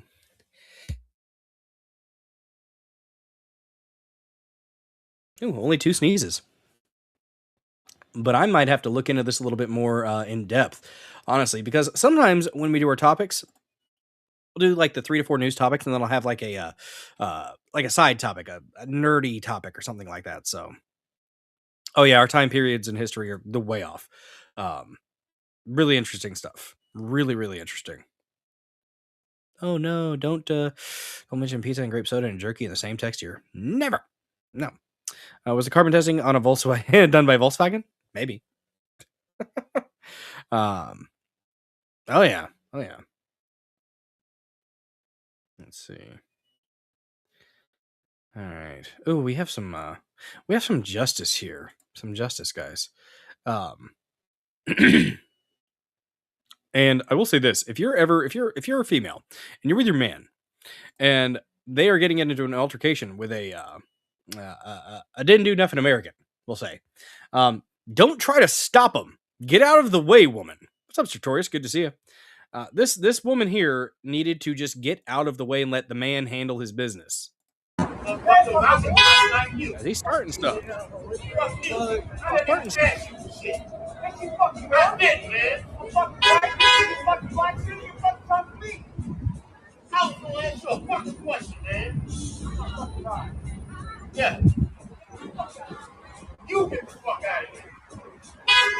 out of the way, hon. Well, looks like Gary has had enough of the Soy Ninja's bullshit and throws a kick to his freaking gonads, his egg roll. And now it looks like the Soy Ninja is backing off. Gary has some more words. He pushes his woman out of the way. He's like, get out of here. Don't get involved. Of course, the Soy Ninja continues to mouth off. Gary's like, I think it's about time your mouth has had a meeting with my Coleman hiking boots and now throwing some shots, and it appears the Soy Ninja's backing off. Gary laying down some sloppy combinations, but they are effective as the Soy Ninja continues to back off, leaving a trail of soy. Get the fuck out. Go away. Let the man handle his business and get the fuck out of the way, honey. Just behind, Gary crosses over with a big right, and down goes the Soy Ninja. Like, her action could have got him hurt. Her holding him back could have gotten him seriously hurt. Aaron tries to get involved, and Gary's like, back up. Like, literally, know your fucking role at that point. Know your role. The man is the defender. Go away for a second so he can defend. Woman, I've been waiting my whole life for this one moment in time, and now putting the beat down, it's like, Karen, back off. This is pent-up aggression he's had dealing with you, and now grounding and pounding his way into a victory, and Soy Ninja on the floor, crying like a little bitch. Yes. Justice, guys. Justice. The fatigue is real. And that's a good thing. It's a good thing to see that happen, guys. It needs to happen more often.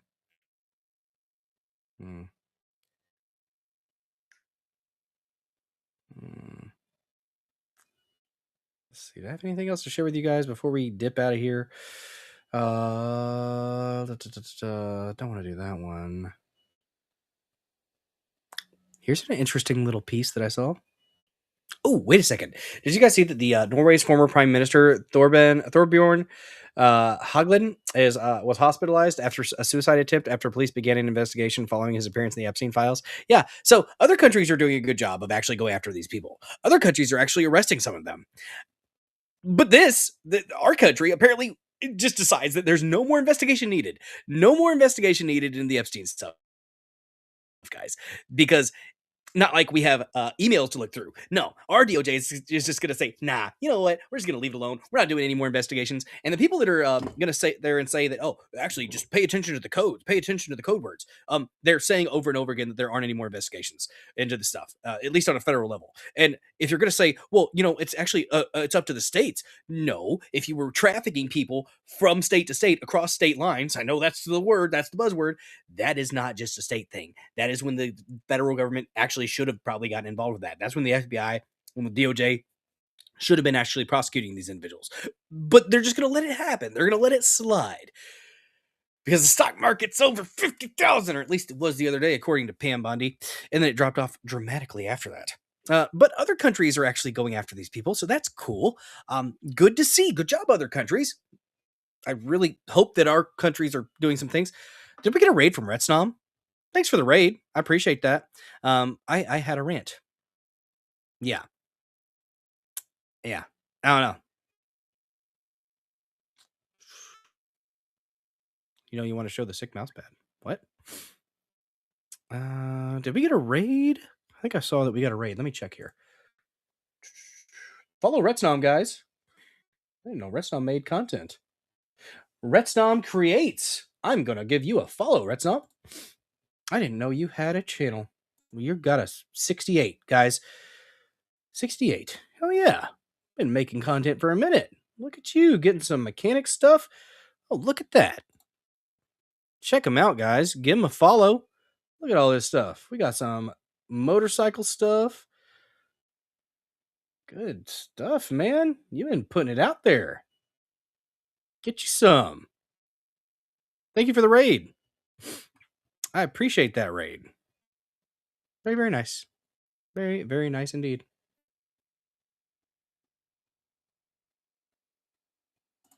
Working on the 94 Honda VFR 750. Cool stuff, Retsnom. Thanks for the raid, and I hope we can get you some more followers. Good stuff. Well, I hate that you're raiding because we're probably about to wrap up. It's 3 hours and 16 minutes in. Started an hour early today. So sorry about that, but hey, we're gonna continue a raid train, guys. I don't think I had anything else that I needed to share with you guys today. It's been a good stream. Had the one more. We're gonna end on a positive note. A moving crew. Okay, a moving crew. Saved a little girl because they noticed she looked familiar to a description. So, Heroes Vigilante Moving Crew blocks Amber Alert suspect's car, helps rescue a 2-year-old little girl. A Camelback moving crew in Phoenix spotted a 2-year-old girl matching an Amber Alert description inside a suspect's car at a quick trip on Sunday morning. After confirming with the alert photo, they used their moving trucks to block the vehicle from leaving the parking lot while calling 911. Police arrived, arrested the suspect, the child's non-custodial parent, and safely reunited Kelani Rogers with her family. Crew member Kevin Place told reporters, "We all have kids. We weren't going to let him get away." Freaking heroes. I agree. This is awesome. Ending the show on a white pill note. Oh my God, that's her. Yeah. Is it really? Yep, that's her. It looks like her.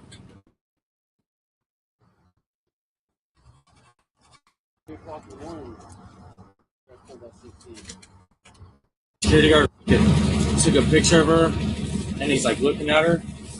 And in the thing, it said the lady's wearing like pink pants. The Amber Alert that went out yesterday? Remember? Yesterday? That one.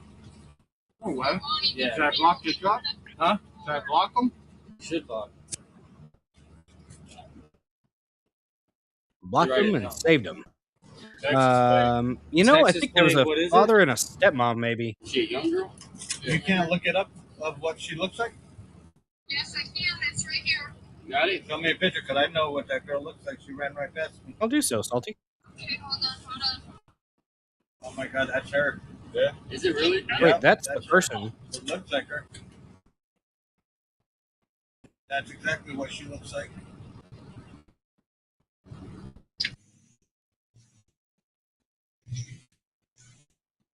Those moving trucks right there. Look at all the cops that showed up. Bam. Coming in hot. Just don't shoot up the car with a kid in it. God bless them. Good on you guys. Well done. Well freaking done.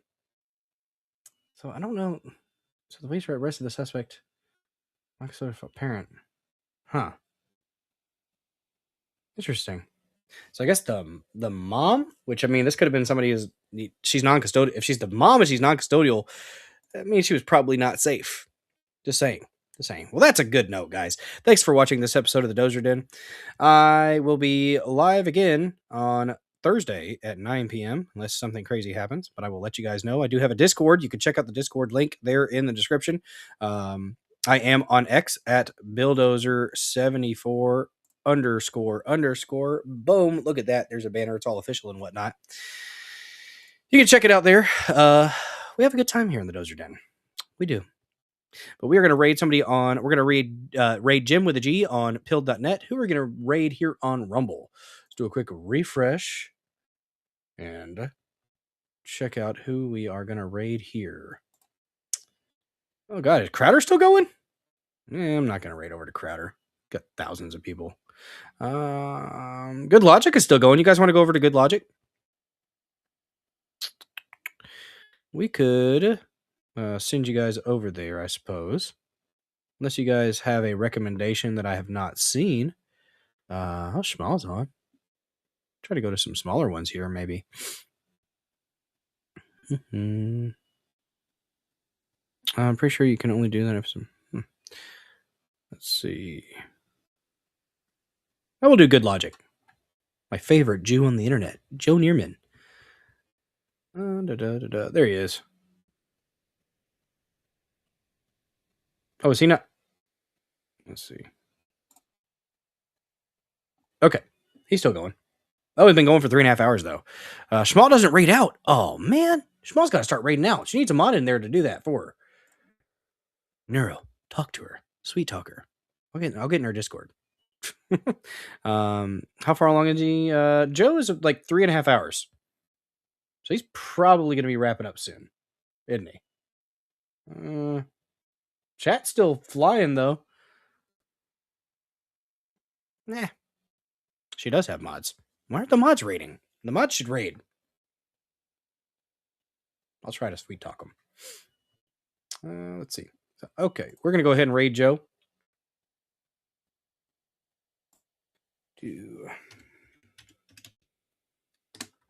And before we do that, though, I'm going to play the Dozer Den theme song. I do a little bit of dancing. I have a little bit of fun with it, guys. That I do. Because I like having fun. I like not taking myself too damn seriously. We do have some serious topics, but we like to have a good time with it. If I can help make a crap sandwich just a little bit more palatable, I feel like I've done something good. Hope you guys enjoyed this episode. Let us rock just a little bit at the end of the show here. Land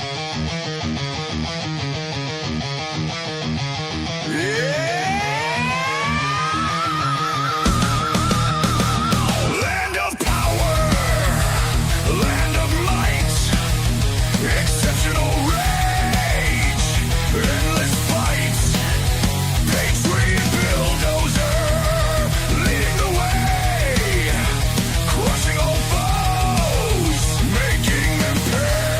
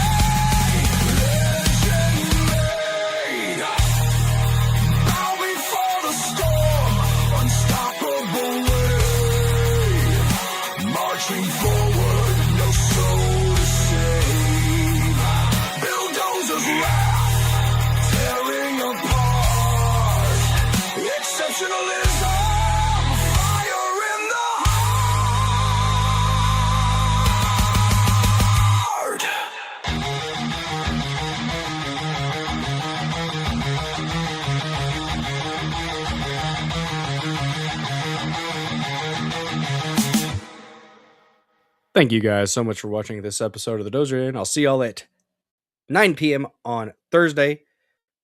Y'all have a good one.